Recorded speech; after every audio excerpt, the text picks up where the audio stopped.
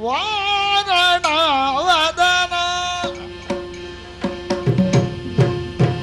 ತ್ರೈಲೋಕ್ಯ ಸುಮೋಹನ ವಾರಣವದನ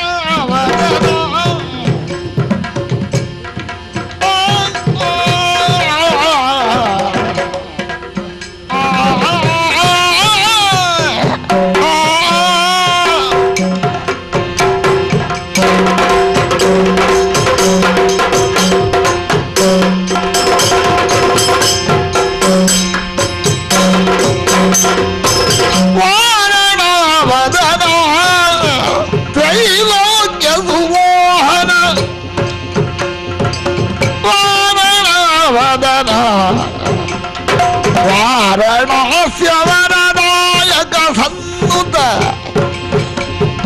ನಾರದಾದಿ ಮುನಿ ವಂದಿತ ಪದಯುಗ ವಾರಣ ವದನ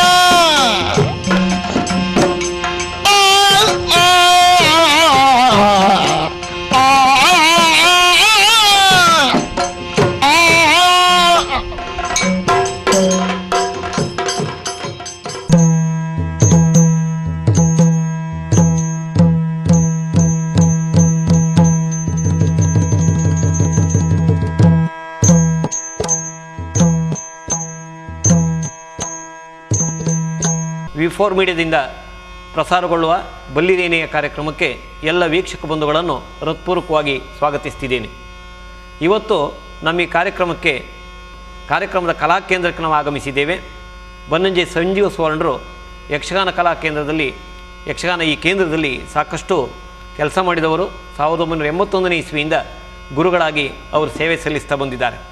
ಅವರನ್ನು ಅವರ ಕೇಂದ್ರಕ್ಕೆ ಬಂದು ನಾವು ಸಂದರ್ಶನ ಮಾಡಬೇಕು ಅಂತಕ್ಕಂಥ ಸಂಕಲ್ಪ ಇವತ್ತು ಈಡೇರಿದೆ. ಹಾಗಾಗಿ ಎಲ್ಲದಕ್ಕೂ ವ್ಯವಸ್ಥೆಯನ್ನು ಶ್ರೀ ಸಂಜೀವ ಸುವರ್ಣ ಅವರು ಮಾಡಿದ್ದಾರೆ. ಎಲ್ಲ ವ್ಯವಸ್ಥೆಗಾಗಿ ಸಂಜೀವ ಸುವರ್ಣರಿಗೆ ನಾವು ಹೃತ್ಪೂರ್ವಕವಾದಂಥ ಧನ್ಯವಾದವನ್ನು ಮೊದಲಿಗೆ ಕೊಟ್ಟು ಕಾರ್ಯಕ್ರಮವನ್ನು ನಾವು ಪ್ರಾರಂಭಿಸ್ತಿದ್ದೀವಿ. ಸುವರ್ಣರೇ, ಹೇಳಿ ಸರ್. ನಿಮ್ಮ ಈ ಯಕ್ಷಗಾನ ಕೇಂದ್ರ ನಮ್ಮ ಅವಿಭಜಿತ ದಕ್ಷಿಣ ಕನ್ನಡ ಜಿಲ್ಲೆಯ ಯಕ್ಷಗಾನ ರಂಗಕ್ಕೆ ಒಂದು ಅಪಾರವಾದ ಕೊಡುಗೆಯನ್ನು ಕೊಟ್ಟಂಥ ಕೇಂದ್ರ. ಅದರಲ್ಲಿ ನಿಮ್ಮ ಒಂದು ಶ್ರಮ ಖಂಡಿತಕ್ಕೂ ಬೇಕಾದಷ್ಟಿದೆ. ನೀವು ಈ ಕಲಾ ಕೇಂದ್ರಕ್ಕೆ ಹೇಗೆ ಬಂದ್ರಿ, ಈ ಕಲಾ ಕೇಂದ್ರದ ರೂಪುರೇಷೆಗಳು ಹೇಗೆ ಅಂತಕ್ಕಂಥದ್ದನ್ನು ನಮ್ಮ ವೀಕ್ಷಕ ಬಂಧುಗಳೊಟ್ಟಿಗೆ ಹಂಚಿಕೊಳ್ಳಬೇಕಾಗಿ ವಿನಂತಿಸ್ತಿದ್ದೇನೆ. ಎಲ್ಲ ವೀಕ್ಷಕರಿಗೂ ನಮಸ್ಕಾರ. ಹಾಗೂ ವಿ4 ಚಾನಲ್ನ ಎಲ್ಲ ಸಿಬ್ಬಂದಿ ವರ್ಗದವರಿಗೂ ನಮಸ್ಕರಿಸುತ್ತಾ, ನನ್ನ 2 ಅನಿಸಿಕೆಗಳನ್ನು ಇಲ್ಲಿ ನೀವು ಹೇಳಿದಾಗೆ ಹೇಳ್ತಾ ಇದ್ದೇನೆ. 1971ರಲ್ಲಿ ಈ ಕೇಂದ್ರ ಸ್ಥಾಪನೆ ಆಯಿತು.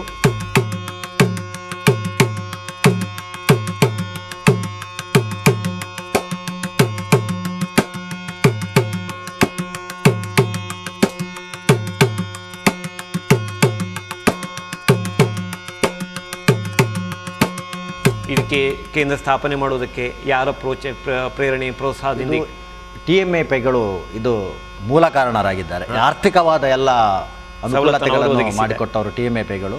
ಕೂಶಿ ಹರಿದಾಸ್ ಭಟ್ರು, BV ಆಚಾರ್ಯರು ಮತ್ತು ಪ್ರಭಾಕರ್ ಪೈಗಳ ಒಂದು ನೇತೃತ್ವದಲ್ಲಿ ಈ ಯಕ್ಷಗಾನ ಕೇಂದ್ರ ಪ್ರಾರಂಭ ಆಯಿತು.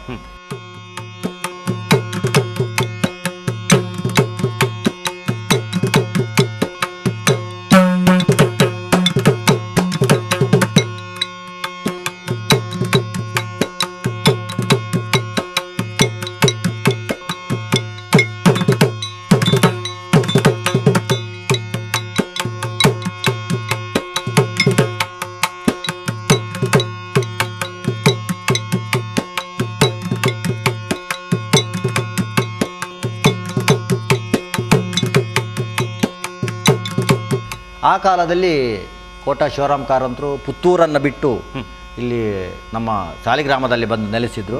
ಹರಿದಾಸ್ ಭಟ್ರಿಗೂ ಮತ್ತು ಕಾರಂತರಿಗೂ ನಿಕಟವ ಸಂಬಂಧ ಇದ್ದದರಿಂದ ಈ ಕೇಂದ್ರದ ಸಂಪರ್ಕ ಹರಿದಾಸ್ ಭಟ್ರಿಂದ ಕಾರಂತರಿಗಾಯಿತು. ಇಲ್ಲಿ ಕೇಂದ್ರ ಸ್ಥಾಪನೆ ಆದ ಮೇಲೆ ಕಾರಂತರ ಹೆಚ್ಚಿನ ಯಕ್ಷಗಾನದ ಚಟುವಟಿಕೆಗಳು ಈ ಕೇಂದ್ರದಿಂದಲೇ ಅವರು ಪ್ರಾರಂಭ ಮಾಡಿದರು.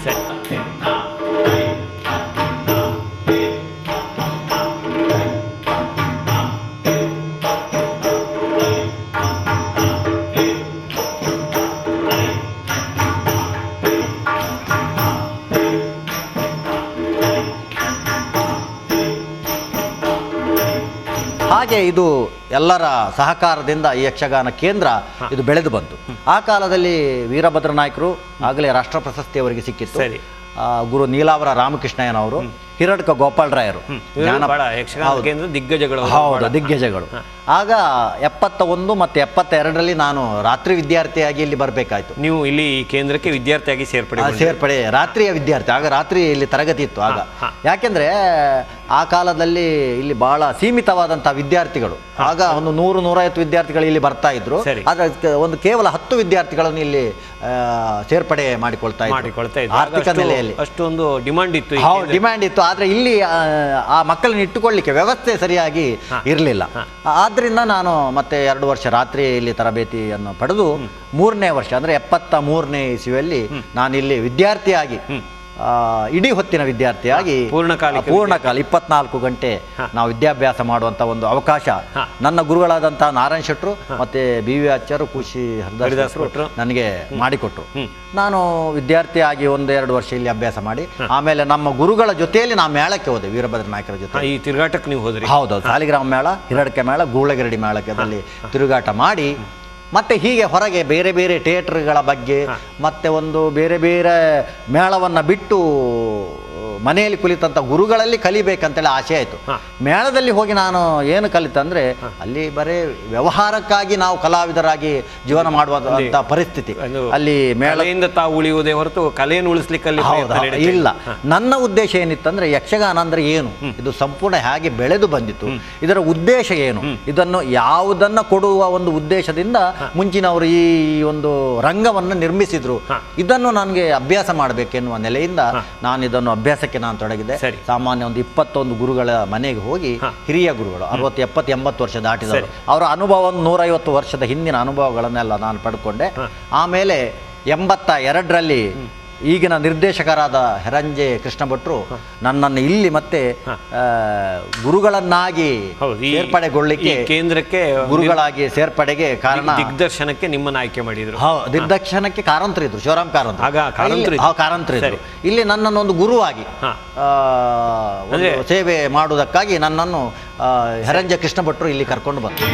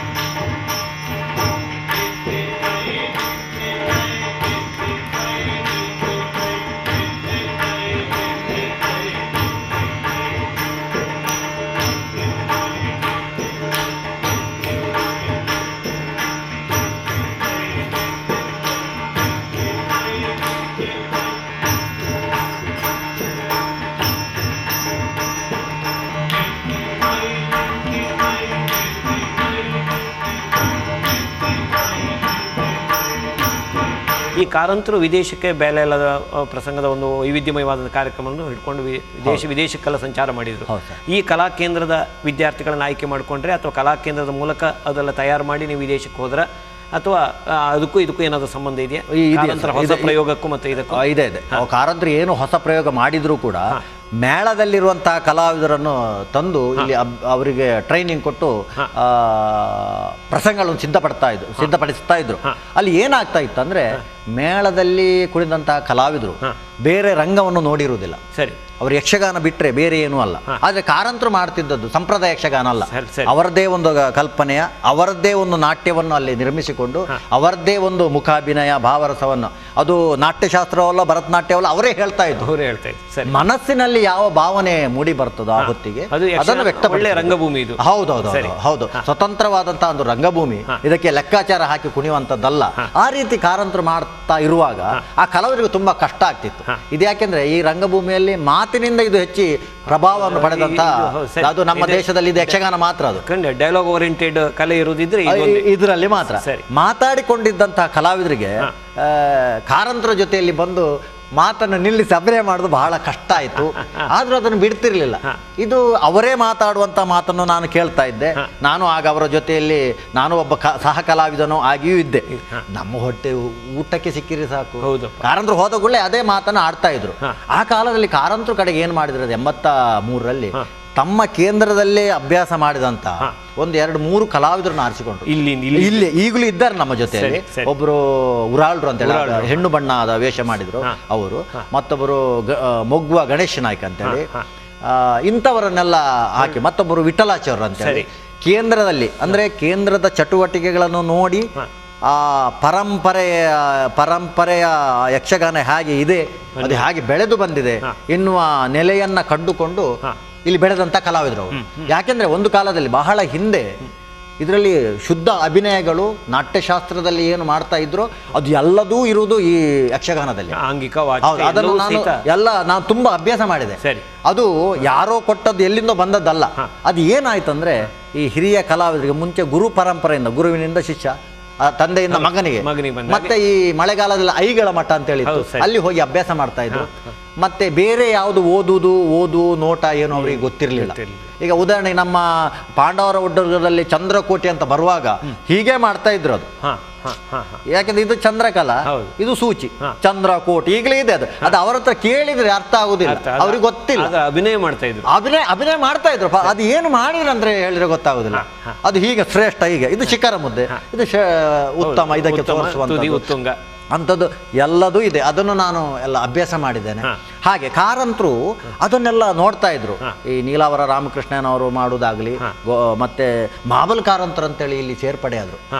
ಇಲ್ಲಿ ಗೋಪಾಲರಾಯರು 75ಕ್ಕೆ ಇಲ್ಲಿಂದ ನಿವೃತ್ತಿಯನ್ನು ಪಡೆದ ಮೇಲೆ ನಮ್ಮ ಕೋಟ ಮಹಾಬಲ್ ಕಾರಂತರು ತುಂಬಾ ಪ್ರಜ್ಞಾವಂತ ಒಂದು ಗುರು. ಅಂಥ ಗುರುವನ್ನು ನಾನು ಎಲ್ಲಿಯೂ ನೋಡಲಿಲ್ಲ. ನಾನು 21 ಗುರುಗಳಲ್ಲಿ ಅಂಥ ಗುರುಗಳನ್ನು ನಾನು ನೋಡಲಿಲ್ಲ. ಅಷ್ಟು ಆಳವಾದಂತಹ ಅಧ್ಯಯನ, ಮತ್ತೆ ಎಲ್ಲ ಯಕ್ಷಗಾನ ಈ ಕ್ಷೇತ್ರದ ಪ್ರತಿಯೊಂದು ಅಂಗವನ್ನು ಸಂಪೂರ್ಣ ಬಲ್ಲವರು ಅವರು. ಹೌದು, ಮಹಾಬಲ ಕಾರಂತರು ಅವರು ಸೂಕ್ಷ್ಮವಾಗಿ ನಮ್ಮ ಗುರುಗಳಾದಂಥ ಶಿವರಾಮ್ ಕಾರಂತರು ಅದನ್ನು ಹೇಳ್ತಾ ಇದ್ರು.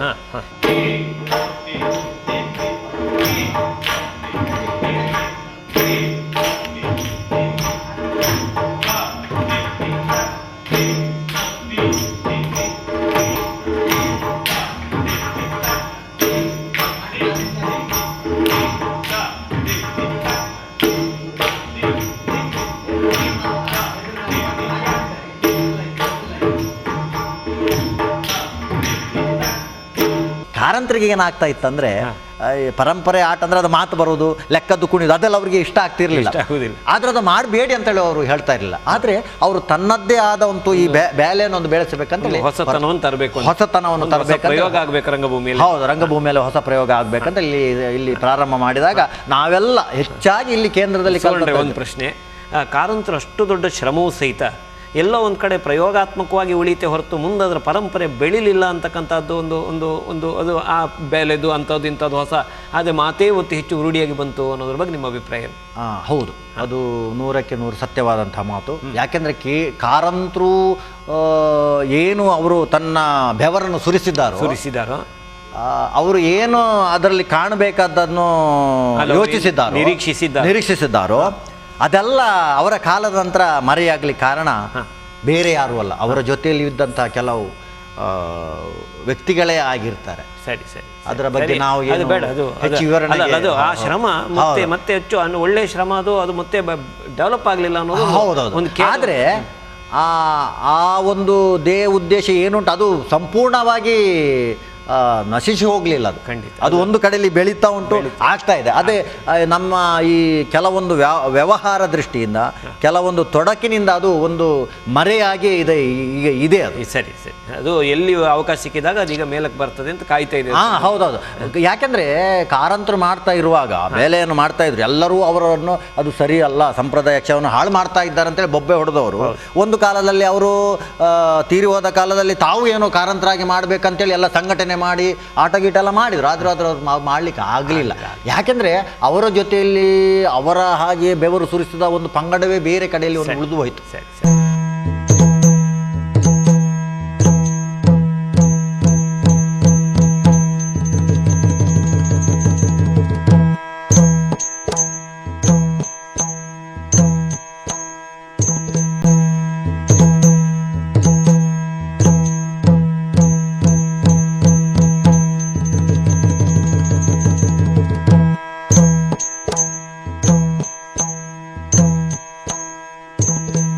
ಈಗ ಸಂಜೀವ್ ಸುವರ್ಣರೇ, ನಿಮ್ಮ ಈ ಕೇಂದ್ರದ ಕಡೆಗೆ ಬರೋಣ.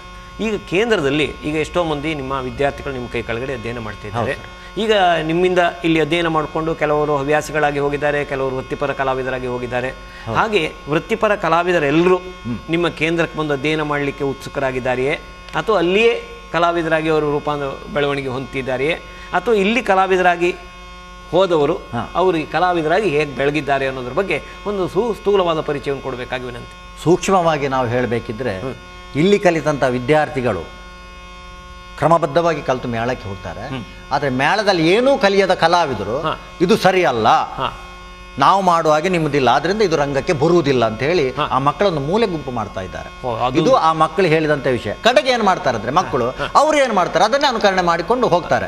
ನಾವು ಏನು ಇಲ್ಲಿ ಕಲಿಸ್ತಾ ಇದ್ದೇವೆ ಅದು ಯಾವುದೂ ರಂಗದಲ್ಲಿ ಬರ್ತಾ ಇಲ್ಲ. ಯಾಕೆಂದ್ರೆ ಅವ್ರು ಹೇಳ್ತಾರೆ, ಹೀಗೆ ನಾವು ಮಾತಾಡೋದಕ್ಕಿಂತ ನಾವು ವೀಕ್ಷಕರ ಜೊತೆಗೆ ಒಂದು ಸಂಪ್ರದಾಯಬದ್ಧವಾದಂಥ ಕಲಾ ಕೇಂದ್ರದ 4-6 ಪಾತ್ರಗಳನ್ನು ನಾವು ಅದು ಒಳ್ಳೆಯದು.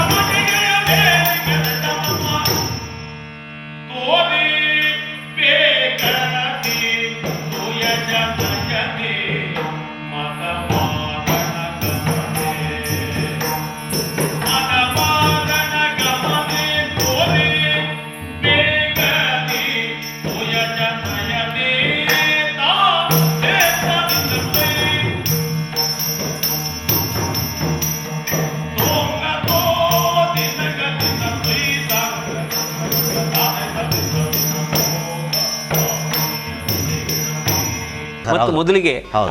ಸುವರ್ಣ್ರೆ, ನಿಮ್ಮ ಹಿಮ್ಮೇಳದ ಕಲಾವಿದರನ್ನು ಪರಿಚಯ ಮಾಡಿ ನಮ್ಮ ವೀಕ್ಷಕರಿಗೆ ಮಾಡಿಬಿಟ್ಟು ಆಮೇಲೆ ಒಂದೊಂದೇ ಪಾತ್ರವನ್ನು ತಂದು ಆ ಪಾತ್ರದ ಬಗ್ಗೆ ನೀವು ಡೆಮಾನ್ಸ್ಟ್ರೇಷನ್ ಮಾಡಿದರೆ ನಮ್ಮ ಒಟ್ಟು ಈ V4 ಮೀಡಿಯಾದ ಯಕ್ಷಗಾನ ಕಲಾವಿದರಿಗೆ ನಾವು ಹೊಸತನ್ನು ಕೊಟ್ಟಾಗತ್ತೆ ಅಂತ ಹೌದು ಸರ್, ಇದು ಆ ಉದ್ದೇಶದಿಂದಲೇ ಈಗ ಒಂದು ತಮ್ಮ ಹಿಮ್ಮೇಳದವರನ್ನು ಪರಿಚಯಿಸಬೇಕು. ನಮ್ಮ ಈ ಯಕ್ಷಗಾನ ಕೇಂದ್ರ ಅಂದರೆ ಇದೊಂದು 30-32 ಮಂದಿಯ ಒಂದು ಕುಟುಂಬ ಇದ್ದಾಗೆ.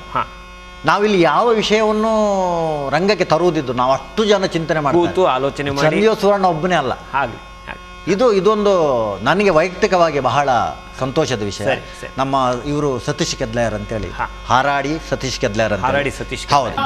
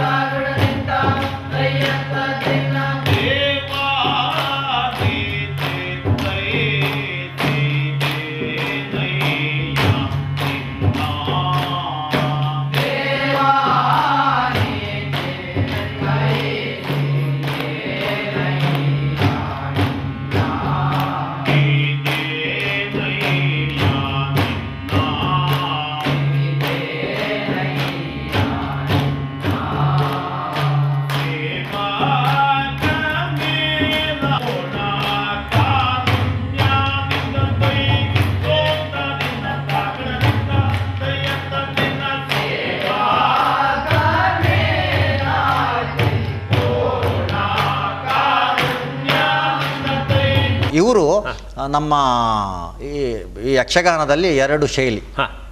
ಒಂದು ಶೇಷಗಿರಿ ಭಾಗವತರ ಶೈಲಿ ಮತ್ತು ಅದು ಕುಂಜಾಲು ಶೈಲಿ. ಅಲ್ಲಿ ಅಗರಿ ಶೈಲಿ ಮತ್ತು ಬಲಿಪ ಶೈಲಿ ಇದ್ದಾಗೆ.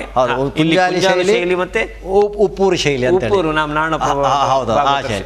ಇವರು ಆ ಕುಂಜಾಲು ಶೈಲಿಯಿಂದ ಬಂದವರು. ನೀಲವರ ರಾಮಕೃಷ್ಣಯ್ಯ ಅವರ ಮತ್ತೆ ಅವರ ಪರಂಪರೆಯಿಂದ ಬಂದಂತ ಗೋರ್ಪಾಡಿ ವಿಠ್ಠಲ ಭಾಗವತರು, ಗೋರ್ಪಾಡಿ ಅವರು ಎಷ್ಟೋ ವರ್ಷ ಕುಂಜಾಲು ಶೇಷಗಿರಿ ಭಾಗವತರಿಗೆ ಸಂಗೀತಗಾರರಾಗಿದ್ದು ಅವರ ಹತ್ರ ಒಂದು 4-5 ವರ್ಷ ಪ್ರಸಂಗಗಳನ್ನು ಅಭ್ಯಾಸ ಮಾಡಿಕೊಂಡಿದ್ದಾರೆ, ರಂಗತಂತ್ರಗಳನ್ನು ಅಭ್ಯಾಸ ಮಾಡಿಕೊಂಡಿದ್ದಾರೆ.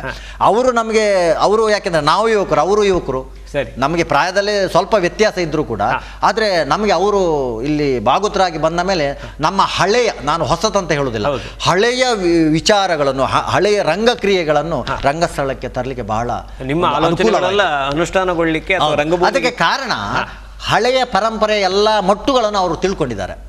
ಇದು ಬೇರೆ ಭಾಗವತರ ಹತ್ರ ಆಗುವುದಿಲ್ಲ.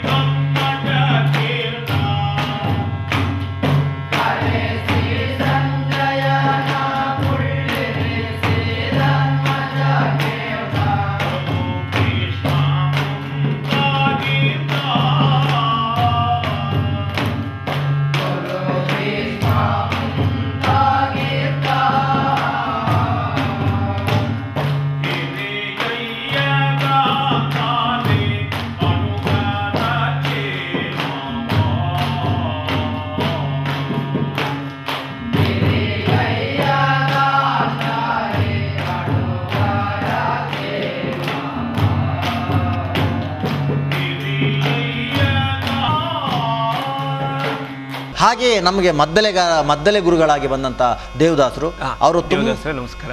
ಹೌದು, ಅವರು ಗೋಪಾಲರಾಯರ ಹತ್ರ ಮತ್ತು ಮಹಾಬಲ್ಕಾರಂತರ ಹತ್ರ ಬೇರೆಯವ್ರ ಹತ್ರ ಮೊದಲೇಗಾರಿಕೆಯನ್ನು ಅಭ್ಯಾಸ ಮಾಡಿದ್ದಾರೆ. ಅಷ್ಟು ಮಾತ್ರ ಅಲ್ಲ, ಬೇರೆ ಬೇರೆ ಥಿಯೇಟರ್ನಲ್ಲಿ ವರ್ಕ್ ಮಾಡಿದ್ದಾರೆ, ನೀನಾಸಮಿನಲ್ಲಿ ಮಾಡಿದ್ದಾರೆ, ರಂಗಾಯಣದಲ್ಲಿ ಮಾಡಿದ್ದಾರೆ. ಹೀಗೆ ಅವರು ಕೂಡ ಹಾಗೆ ಬೇರೆ ಬೇರೆ ವಾದ್ಯಗಳನ್ನು ನುಡಿಸುವುದು ಮಾತ್ರ ಅಲ್ಲ, ಅದನ್ನು ತಯಾರು ಮಾಡುವಂಥ ವಿದ್ಯೆಯನ್ನು ಅವರು ಕಲ್ತುಕೊಂಡಿದ್ದಾರೆ. ಆ ವಾದ್ಯದ ಪರಿಕರಗಳನ್ನು ಅವರೇ ನಮ್ಮಲ್ಲಿ ಎಲ್ಲದನ್ನು ನಾವು ಇಲ್ಲಿ ಕೇಂದ್ರದಲ್ಲಿ ಎಲ್ಲದನ್ನು ಮಕ್ಕಳಿಗೆ ಹೌದು, ಇಲ್ಲಿ ಪರಿಕರವನ್ನು ನಾವು ತರಬೇತಿಯನ್ನು ಕೊಡ್ತೀರಿ? ಮಾಡ್ತೇವೆ. ಸರಿ. ಅವರು ಹಾಗೆ ಮೇಳದಲ್ಲಿ ಇದ್ರು ಅವರು, ಮಂದಾರ್ತಿ ಮೇಳದಲ್ಲಿ ಹಲವು ವರ್ಷ ದುಡ್ದವರು, ಪರಂಪರೆ ಎಲ್ಲ ಮಟ್ಟುಗಳನ್ನು ರಂಗಕ್ರಿಯೆಗಳನ್ನು ಅವರು ಅಭ್ಯಾಸ ಮಾಡಿಕೊಂಡಿದ್ದಾರೆ. ಈಗಿನ ಈ ಕಲಾವಿದರ ಹಾಗಲ್ಲ.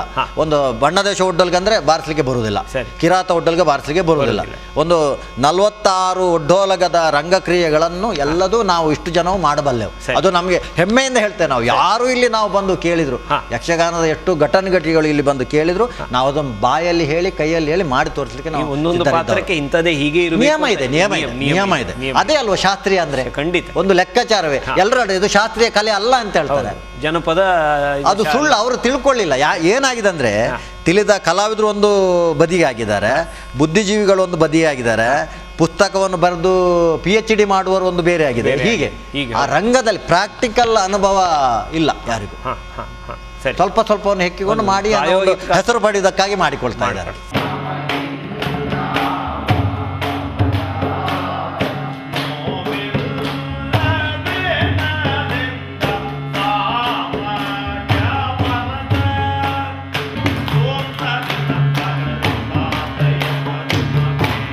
ಹಾಗೆ ನಮ್ಮ ಚೆಂಡೆಯವರು ಕೃಷ್ಣಮೂರ್ತಿ ಭಟ್ರು ಇಲ್ಲಿ ವಿದ್ಯಾರ್ಥಿ ಆಗಿದ್ದು, ಮೇಳದ ಅನುಭವವನ್ನು ಪಡೆದು ಮತ್ತೆ ನಮಗೆ ಚೆಂಡೆ ಮದ್ದಲೆ ಅವರು ಹಾಡ್ತಾರೆ, ಇವರು ಹಾಡ್ತಾರೆ. ಇವರು ಚೆಂಡೆ ಮದ್ದಲೆ ನಮ್ಮ ಭಾಗವತರು, ಯಾವ ಭಾಗವತರು ಮಾಡ್ಲಿಕ್ಕಿಲ್ಲ, ಅದು ವೇಷ ಕಟ್ತಾರೆ.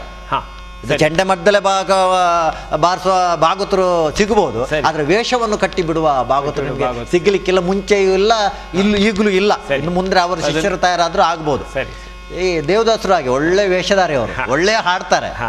ಎಲ್ಲರೂ ಇದೆಲ್ಲ ಒಟ್ಟು ಒಂದು ಕುಟುಂಬದ ಹಾಗೆ ಕೇಂದ್ರವನ್ನು ಕಟ್ಟಿ ಬೆಳೆಸಿ. ಹೌದೌದು, ಇದು ಒಬ್ಬರದ್ದು ವಸ್ತು ಅಲ್ಲ. ಇದಕ್ಕೆ ನಮಗೆ ಬೆನ್ನೆಲುಬಾಗಿ ಹೆರಂಜೆ ಕೃಷ್ಣ ಭಟ್ರು ನಿರ್ದೇಶಕರಾಗಿ 97ಕ್ಕೆ ಅವರು ಇಲ್ಲಿ ನಿರ್ದೇಶಕರಾದರು, ಶಿವರಾಮ್ ಕಾರಂತರ ಕಾಲದ ನಂತರ. ಆಮೇಲೆ ಅಷ್ಟರವರೆಗೆ ಇಲ್ಲಿ ಹೊರಗಿನವರಿಗೆ ಬಂದು ಕಲಿಯುವ ಅವಕಾಶ ಇರಲಿಲ್ಲ. 97ರವರೆಗೆ ಒಂದು 10 ಮಕ್ಕಳಿಗೆ ಹೇಳಿಕೊಡುದು, ಅವ್ರು ಮೇಳಕ್ಕೆ ಹೋಗುದು. ನಾವಿಲ್ಲಿ ಒಂದು ಕಾರ್ಖಾನೆ ಇದ್ದಾಗಿದ್ದು, 10 ಮಕ್ಕಳನ್ನು ತಯಾರು ಮಾಡೋದು, ಮೇಳಕ್ಕೆ ಕೊಡುದು. ಮೇಳದಲ್ಲಿ ಅವರು ಮರ್ತು ಬಿಡುದು, ಟ್ರೈನಿಂಗ್ ಇನ್ಸ್ಟಿಟ್ಯೂಟ್ ಹಾಗೆ ಆಗ್ತಿತ್ತು ಅಷ್ಟೇ. ಮತ್ತೆ ಮೇಳದವರಿಗೂ ಕೇಂದ್ರಕ್ಕೆ ಏನು ಸಂಬಂಧವೇ ಇಲ್ಲ. ಒಂದು ವಿದ್ಯಾರ್ಥಿಗೆ ವರ್ಷಕ್ಕೆ 10-12 ಸಾವಿರ ರೂಪಾಯಿ ಖರ್ಚಿದೆ. ಅವರು ಎಲ್ಲದನ್ನು ನಾವು ಇಲ್ಲಿ ಅವರಿಗೆ ಊಟೋಪಚಾರ ಎಲ್ಲ ಇಲ್ಲಿ ಧರ್ಮಾತ್ ಬಟ್ಟೆ ಸಮೇತ ನಾವು ಕೊಡ್ತೇವೆ.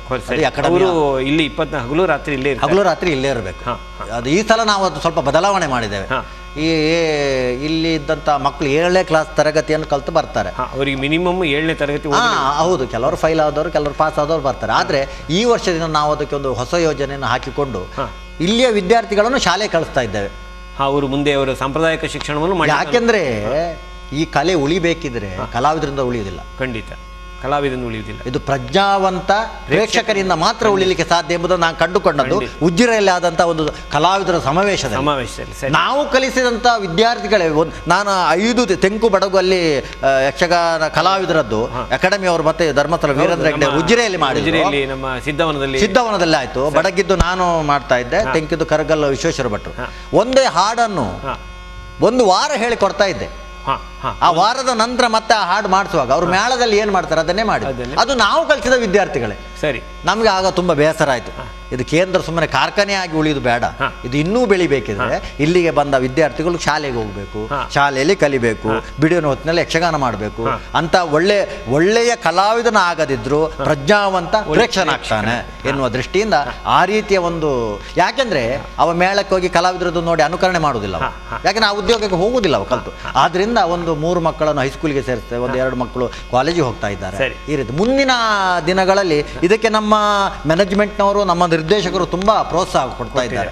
ಮುಂದಿನ ದಿನಗಳಲ್ಲಿ ಇದು ಹೆಚ್ಚು ವಿದ್ಯಾರ್ಥಿಗಳನ್ನು ಅದೇ ರೀತಿ ನಾವು ಸಿದ್ಧಪಡಿಸಬೇಕಂತೇಳಿ ಇದ್ದೇವೆ. ಯಾಕಂದ್ರೆ ಇದು ಕಲೆ ಉಳಿಯುವ ದೃಷ್ಟಿಯಿಂದ.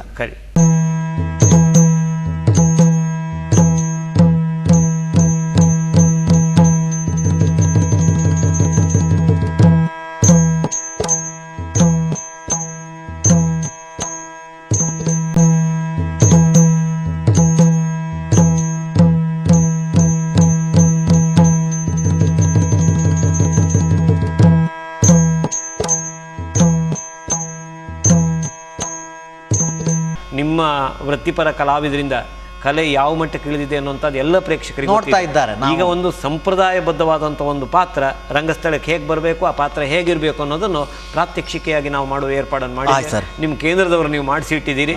ಒಂದೊಂದೇ ಪಾತ್ರವನ್ನು ನಾವು ವೇದಿಕೆಗೆ ಬರಮಾಡಿಕೊಳ್ಳೋಣ. ಯಾವ ಪಾತ್ರ ನೀವು ವೇದಿಕೆಗೆ ತರ್ತೀರಿ? ಈಗ ಒಂದು ಬಣ್ಣದ ವೇಷ ಹೆಣ್ಣು ಬಣ್ಣವನ್ನು ಮೊದಲು ಸೋಣ್ರೆ ಸರ್, ನಿಮ್ಮ ಕಲಾ ಕೇಂದ್ರದ ಉದ್ದೇಶ ಇಲ್ಲಿ ಒಂಥರ ಗುರುಕುಲದ ಪದ್ಧತಿ ರೀತಿಯಲ್ಲಿ ಕಲಾ ಕೇಂದ್ರ ನೀವು ಕಟ್ಟಿದ್ದೀರಿ. ಗುರುಗಳು ಶಿಷ್ಯರೆಲ್ಲ ಒಟ್ಟೊಟ್ಟಿಗೆ ಜೊತೆಯಾಗಿ ಪಾಠ ಕಲಿಯುವಂಥ ಒಂದು ವ್ಯವಸ್ಥೆ ಇಲ್ಲಿದೆ. ಅದರ ಜೊತೆಯಲ್ಲಿ ಒಂದು ಸಂಪ್ರದಾಯಬದ್ಧವಾದಂಥ ನಮ್ಮ ಪುರಾತನ ಪರಂಪರೆಯನ್ನು ಯಕ್ಷಗಾನದಲ್ಲಿ ಇಟ್ಕೊಂಡು ಮುಂದಕ್ಕೆ ಬರಬೇಕು ಅನ್ನೋ ಉದ್ದೇಶ ಇಟ್ಕೊಂಡಿದ್ದೀರಿ. ಈಗ ನಮ್ಮ ಎದುರುಗಡೆ ಪ್ರಾತ್ಯಕ್ಷಿಕೆಯಾಗಿ ಒಂದು ಸ್ತ್ರೀ ವೇಷ ನಿಮ್ಮ ಕೇಂದ್ರದ ಕಲಾವಿದರೇ ಮಾಡಿದ್ದಾರೆ. ಈ ಸ್ತ್ರೀ ವೇಷದ ಒಂದು ಸಂಪ್ರದಾಯದ ಬಗ್ಗೆ ನಮ್ಮ ವೀಕ್ಷಕರಿಗೆ ತಿಳಿಸ್ಕೊಡ್ಬೇಕಾಗ್ಬಿಡುತ್ತೆ. ನಮ್ಮ ಯಕ್ಷಗಾನ ಪರಂಪರೆಯಲ್ಲಿ ಈಗಲೂ ಆ ಮಾತನ್ನು ಹಾಡ್ತಾ ಇದ್ದಾರೆ. ಪುರುಷ ವೇಷಕ್ಕೆ ಸಾಮ್ಯವಾಗಿಲ್ಲ ಸ್ತ್ರೀ ವೇಷ. ಬೇರೆ ಬೇರೆ ರಂಗದಲ್ಲಿ ಅಂದರೆ ಕಥಕ್ಕಳಿಯಲ್ಲಿ ಬೇರೆ ಬೇರೆ ಥಿಯೇಟ್ರ್ನಲ್ಲಿ ನೋಡುವಾಗ ಅದರ ಸ್ವಲ್ಪ ಸಾಮ್ಯ ಇದೆ ಎನ್ನುವ ದೃಷ್ಟಿಯಿಂದ ಕಾರಂತರು ಅದರ ಬಗ್ಗೆ ಸುಮಾರು ಆವಿಷ್ಕಾರಗಳನ್ನು ಮಾಡಿದರು. ಸರಿ, ಅದನ್ನೇ ಈಗ ಹೆಚ್ಚಿನವರು ಅಂದರೆ ಈ ಹಿಂದಿನಿಂದ ಬರುವಂಥ ಈ ಶಿರೋಭೂಷಣ ಇದು ಮುಂಚೆ ಇರಲಿಲ್ಲ. ಅದನ್ನು ಕಾರಂತರೇ ಅದನ್ನು ಮತ್ತೆ ಯಕ್ಷಗಾನ ರಂಗಕ್ಕೆ ತಂದಿದ್ರು. ಆದರೆ ಇದು ಸಂಪೂರ್ಣ ಈ ವೇಷವನ್ನು ನೋಡುವಾಗ ಬಡಗುದಿಟ್ಟಿನ ಹಳೆಯ ಕ್ರಮದ ಹೆಚ್ಚಿನ ಅಂಶಗಳಿದೆ. ಪೂರಾ ಅಂತ ನಾನು ಹೇಳುವುದಿಲ್ಲ, ಯಾಕೆಂದರೆ ಆ ಹಳೆಯ ವೇಷದ ಸಾಮಗ್ರಿಗಳು ಈಗ ಕೆತ್ತನೆಗೆ ಯಾರು ಕೆತ್ತನೆ ಮಾಡುವುದಿಲ್ಲ. ತುಂಬಾ ಸ್ವಲ್ಪ ಎಲ್ಲ ಬದಲಾವಣೆ ಆಗಿದೆ. ಮತ್ತೆ ಉಡುವಂತ ಈ ಸಾರಿ ಮುಂಚೆ ಪರಂಪರೆಯಲ್ಲಿ ಕಪ್ಪು ಇರ್ಕಲ್ ಸಾರಿಯನ್ನೇ ಉಡ್ತಾ ಇದ್ರು. ಹೌದು, ಅದು ಕಚ್ಚೆ ಹಾಕಿ ಉಡ್ತಾ ಇದ್ರು. ಕಚ್ಚೆ ಹಾಕಿ ಹಳೆಯ ಕಲಾವಿದರು ಯಾವ ಪಾತ್ರವೂ ಅದು ಕಪ್ಪು ಸೀರೆ. ಬಹುಶಃ ಒಂದು ಸೀರೆ ಆಗ ಹೆಚ್ಚಿನ ಸೀರೆಗಳು ಮಳಿಗೆಗೆ ಬಾರದೇ ಇರುವ ಕಾರಣದಿಂದಲೂ ಆಗಿರ್ಬೋದು. ಹೆಚ್ಚಾಗಿ ಕಪ್ಪು ಸೀರೆಗನ್ನೇ ಬಳಸ್ತಾ ಇದ್ರು ಅಂತೇಳಿ ಹೇಳ್ತಾ ಇದ್ರು. ನಾನು ಬಾಲ್ಯದಲ್ಲಿ ಒಂದೆರಡು ವೇಷಗಳನ್ನು ನೋಡಿದ್ದೇನೆ ಅಷ್ಟೇ.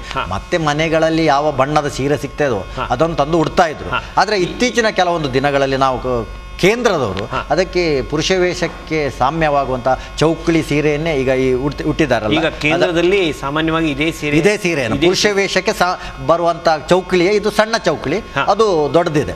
ಅದಕ್ಕೆ ಹೊಂದಾಣಿಕೆ ಆಗುವ ದೃಷ್ಟಿಯಿಂದ ಈ ಸೀರೆಯನ್ನು ನಾವು ಬಳಸ್ತಾ ಇದ್ದೇವೆ. ಹೆಚ್ಚಿನ ಎಲ್ಲ ಪಾತ್ರಗಳಿಗೂ ನಾವು ಚೌಕಳಿ ಸೀರೆಯನ್ನೇ ಬಳಸ್ತಾ ಇದ್ದೇವೆ. ಸ್ವಲ್ಪ ಬಣ್ಣದಲ್ಲಿ ವ್ಯತ್ಯಾಸವನ್ನು ಮಾಡಿಕೊಂಡು ಪಾತ್ರಕ್ಕೆ ಅನುಗುಣವಾಗಿ ನಾವು ಬಳಸ್ತೇವೆ. ಈಗ ಸುವರ್ಣರೇ, ಈಗ ಒಂದು ದ್ರೌಪದಿಯ ಪಾತ್ರಕ್ಕೂ ಒಂದು ಸೀತೆಯ ಪಾತ್ರಕ್ಕೂ ಒಂದು ಸುಭದ್ರೆಯ ಪಾತ್ರಕ್ಕೂ ಏನೇನು ಒಂದು ಸ್ತ್ರೀ ವೇಷದಲ್ಲಿ ಎಲ್ಲ ನಮಗೆ ದೂರದಿಂದ ಪ್ರೇಕ್ಷಕರು ಕಾಣುವಾಗೆಲ್ಲ ಒಂದೇ ಪಾತ್ರ.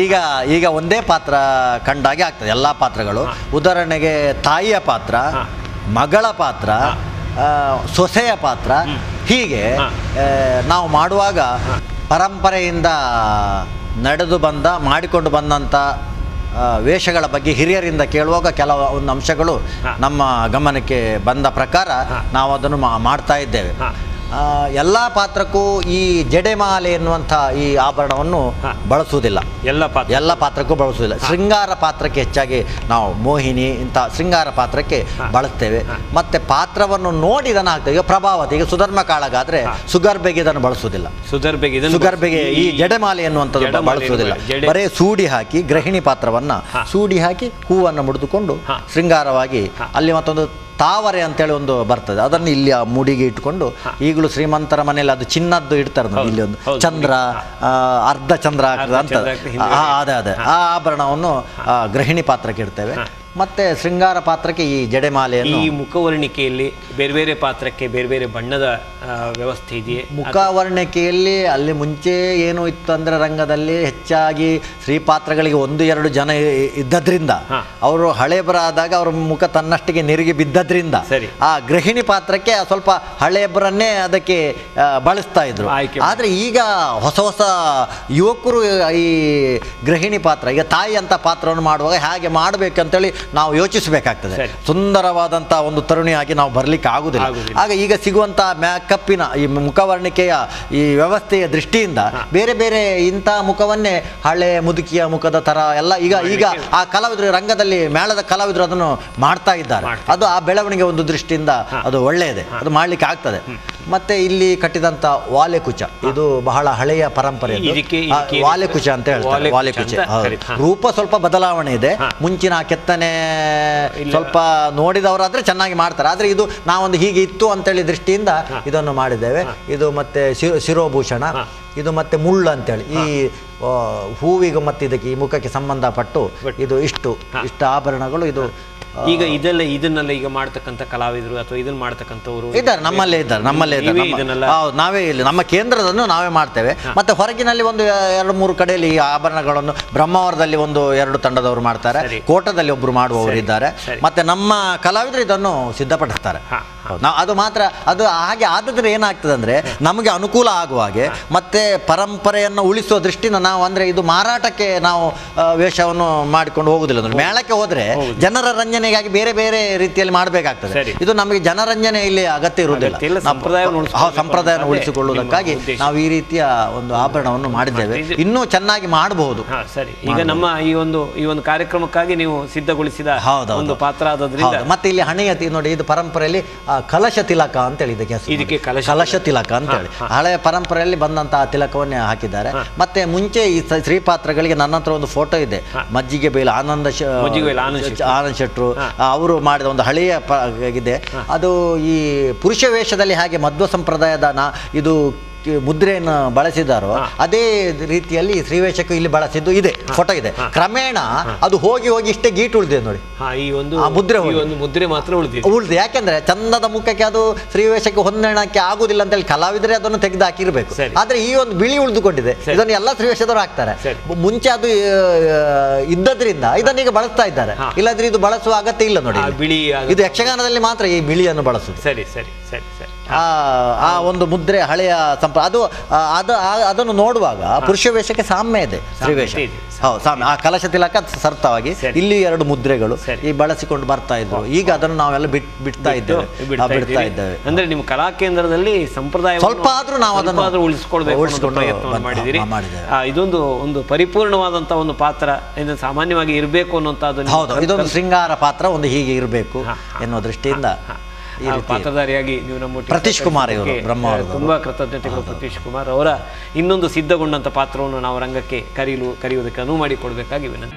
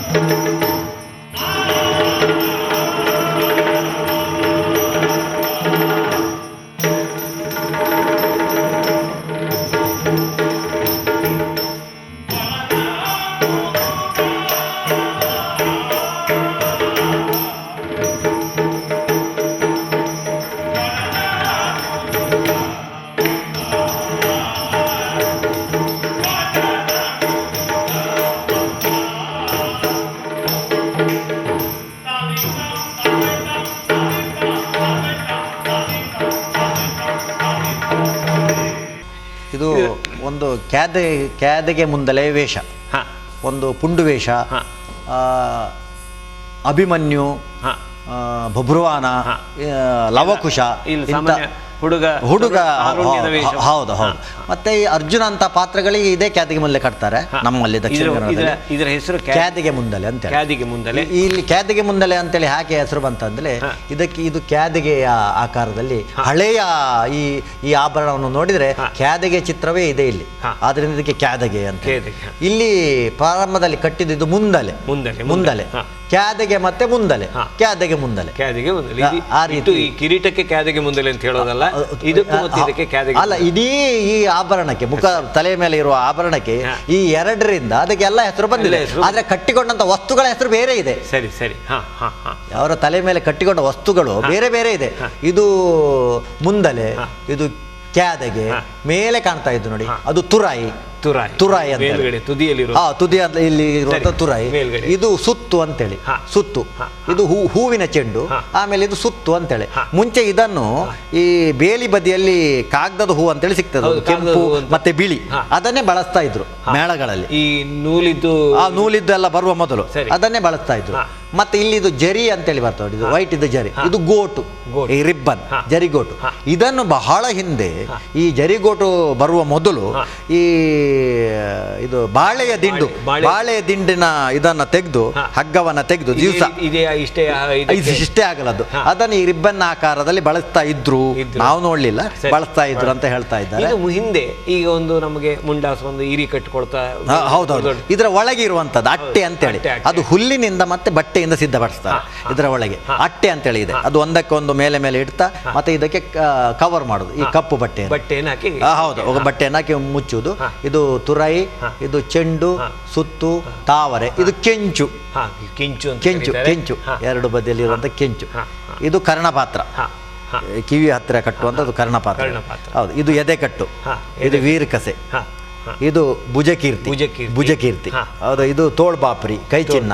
ಹೀಗೆ ಕೈ ಚಿನ್ನ, ಈ ರೀತಿ ಎಲ್ಲ ಒಂದೊಂದಕ್ಕೆ. ಇದು ಮಾರ್ಮಾಲೆ ಅಂತೇಳಿ, ಇಲ್ಲಿ ಈ ವೀರಕಸೆ ಒಟ್ಟಿಗೆ ಬರುವಂಥದ್ದು ಇದು ಮಾರ್ಮಾಲೆ ಅಂತೇಳಿ. ಇದು ಈಗೆಲ್ಲ ಈ ಆಭರಣಗಳು ಬೇರೆ ಬೇರೆ ಆಗಿದೆ, ಆದರೆ ಇದರಲ್ಲಿ ಬರುವಂಥ 3 ಮಾಲೆಗಳು ಬೇರೆ ಬೇರೆ ರೀತಿಯ ಕೆತ್ತನೆಯಲ್ಲಿ ಬರ್ತಾ ಇತ್ತು. ಹೌದು, ಇದು ಮಾತ್ರ ಈಗ ಕೆತ್ತನೆ ಮಾಡುವವರು ಇಲ್ಲ, ನಮ್ಮಲ್ಲಿ 1-2 ಹಳೆತು ಇದೆ ಅಂಥದ್ದು. ಇದು ಈಗೆಲ್ಲ ಒಟ್ಟಿಗೆ 3 ಉಂಟಂತೇಳಿ 3 ಕಟ್ಟಿ ಬಿಡುದು ಅಷ್ಟೇ. ಆದರೆ ನಿಜವಾಗಿ ಈ 3 ಮಾರ್ಮಾಲೆಗೆ ಬೇರೆ ಒಂದು ಹೆಸರಿದೆ, ಅದು ಈಗ ಸದ್ಯಕ್ಕೆ ಈ ಕಾಲಿಗೆ ಇದು ಗೆಜ್ಜೆ, ಇದು ಕಾಲ ಕಡಗ ಅಂತೇಳಿ, ಕಾಲ ಕಡಗ ಅಂತೇಳಿ ಗೆಜ್ಜೆ. ಇದು ಇಜಾರು, ಇದು ಪ್ಯಾಂಟ್ ಹಾಕಿದ್ದು ಇಜಾರು ಅಂತೇಳಿ. ಅದರ ಮೇಲೆ ಇದು ಕಸೆ ಸೀರೆಯನ್ನು ಮುಡಿವರೆಗೆ ನಮ್ಮ ವೀಕ್ಷಕರಿಗೆ ಈ ಒಂದು ವೇಷದ ಇದರ ಹಿಂಬದಿಯಲ್ಲಿ ಕೆಲವು ಆಭರಣ ಇದೆ. ಇದು ಮುಡಿಕ್ಯಾದಿಗೆ ಅಂತೇಳಿ, ಮುಡಿಕ್ಯಾದಿಗೆ ಅಂತೇಳಿ. ಇದು ಪಾಗು ಅಂತೇಳಿ. ಮುಂಚೆ ಈ ಪಾಗು ಇರಲಿಲ್ಲ, ಇದು ಇತ್ತೀಚೆಗೆ ಬಂದದ್ದು.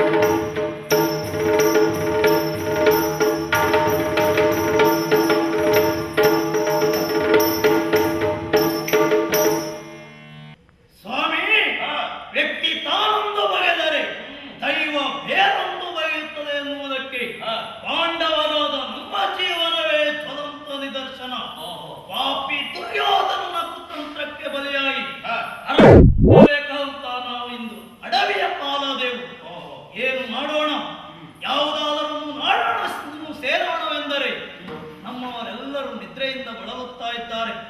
ಆದ್ದರಿಂದ ಈ ಘೋರ ಕಾಂತಾಳದಲ್ಲಿ ತೋರುತ್ತಿರುವ ಆ ವೃಕ್ಷದ ಬಳಿಯಲ್ಲಿ ನನ್ನವರನ್ನು ಮಲಗಿಸಿ ಬೆಳಗಾಗುವವರೆಗೆ ಅವರ ರಕ್ಷಣೆಯಲ್ಲಿ ನಾನಿರುತ್ತೇನೆ. ನೋಡೋಣ.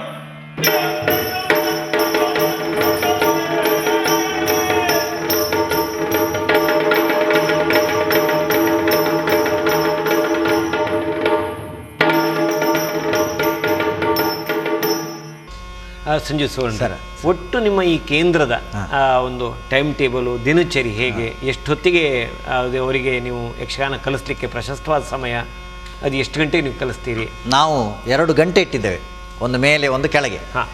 5 ಗಂಟೆಗೆ ಅದನ್ನು ಬಾರಿಸ್ತಾರೆ. 5 ಗಂಟೆಗೆ ಎಲ್ಲ ವಿದ್ಯಾರ್ಥಿಗಳು ಹೇಳ್ತಾರೆ. 5 ಗಂಟೆ ಬಡ್ದ ಕೂಡ 5ವರೆಗೆ ಅವರು ತಯಾರಾಗಬೇಕು. ವಿದ್ಯಾರ್ಥಿಗಳು ಸ್ನಾನ ಮಾಡಿ ಶುಚಿರ್ಭೂತರಾಗಿ ತಯಾರಾದರೆ 5ವರೆಗೆ ಬಿಸಿ ಚಾ ಒಂದು ಸಿದ್ಧವಾಗಿರ್ತದೆ ಅಡಿಗೆ ಮನೆಯಲ್ಲಿ. ಅದನ್ನು ಮಕ್ಕಳೇ ಮಾಡುವುದು. ನಮ್ಮಲ್ಲಿ ಅಡಿಗೆ ತಯಾರಿ ಮಾಡುವಂಥದ್ದು ಮಕ್ಕಳೇ.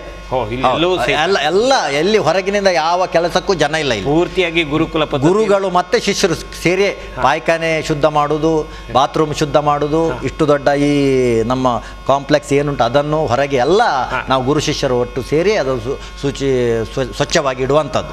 5 ಗಂಟೆಗೆ 5ವರೆಗೆ ಚಾ ಆದ ಕೂಡಲೇ ಪಾಠ ಪ್ರಾರಂಭ ಆಗ್ತದೆ. ಬೆಳಿಗ್ಗೆ ಯೋಗ ಆದಮೇಲೆ ಯಕ್ಷಗಾನದಲ್ಲಿ ಬರುವಂಥ ನಿಲುವುಗಳು, ನಾಟ್ಯಗಳು, ಹೀಗೆ ಒಂದೊಂದೇ ಪ್ರಾರಂಭ ಆಗಿ ಅದು 7:30 8 ಗಂಟೆವರೆಗೆ ಆಗ್ತದೆ. 8 ಗಂಟೆಗೆ ತಿಂಡಿ ಸಿದ್ಧವಾಗಿರ್ತದೆ. 8 ಗಂಟೆಗೆ ತಿಂಡಿ ಮಾಡಿ ಅದನ್ನು ನಾನು ಈ ವರ್ಷದಿಂದ ಶಾಲೆಗೆ ಹೋಗುವ ಮಕ್ಕಳಿದ್ದಾರೆ ಅಂತ ಹೇಳಿದಲ್ಲ, ಅವರು ಶಾಲೆಗೆ ಹೋಗ್ತಾರೆ. ಯಕ್ಷಗಾನ ಕಲಿಯುವಂಥ ಮಕ್ಕಳು ಮತ್ತೆ 9ವರೆಗೆ ಪಾಠಕ್ಕೆ ಸಿದ್ಧರಾಗಿ ಬರ್ತಾರೆ. ಅವರೊಂದು 12 ಜನ ಇದ್ದಾರೆ.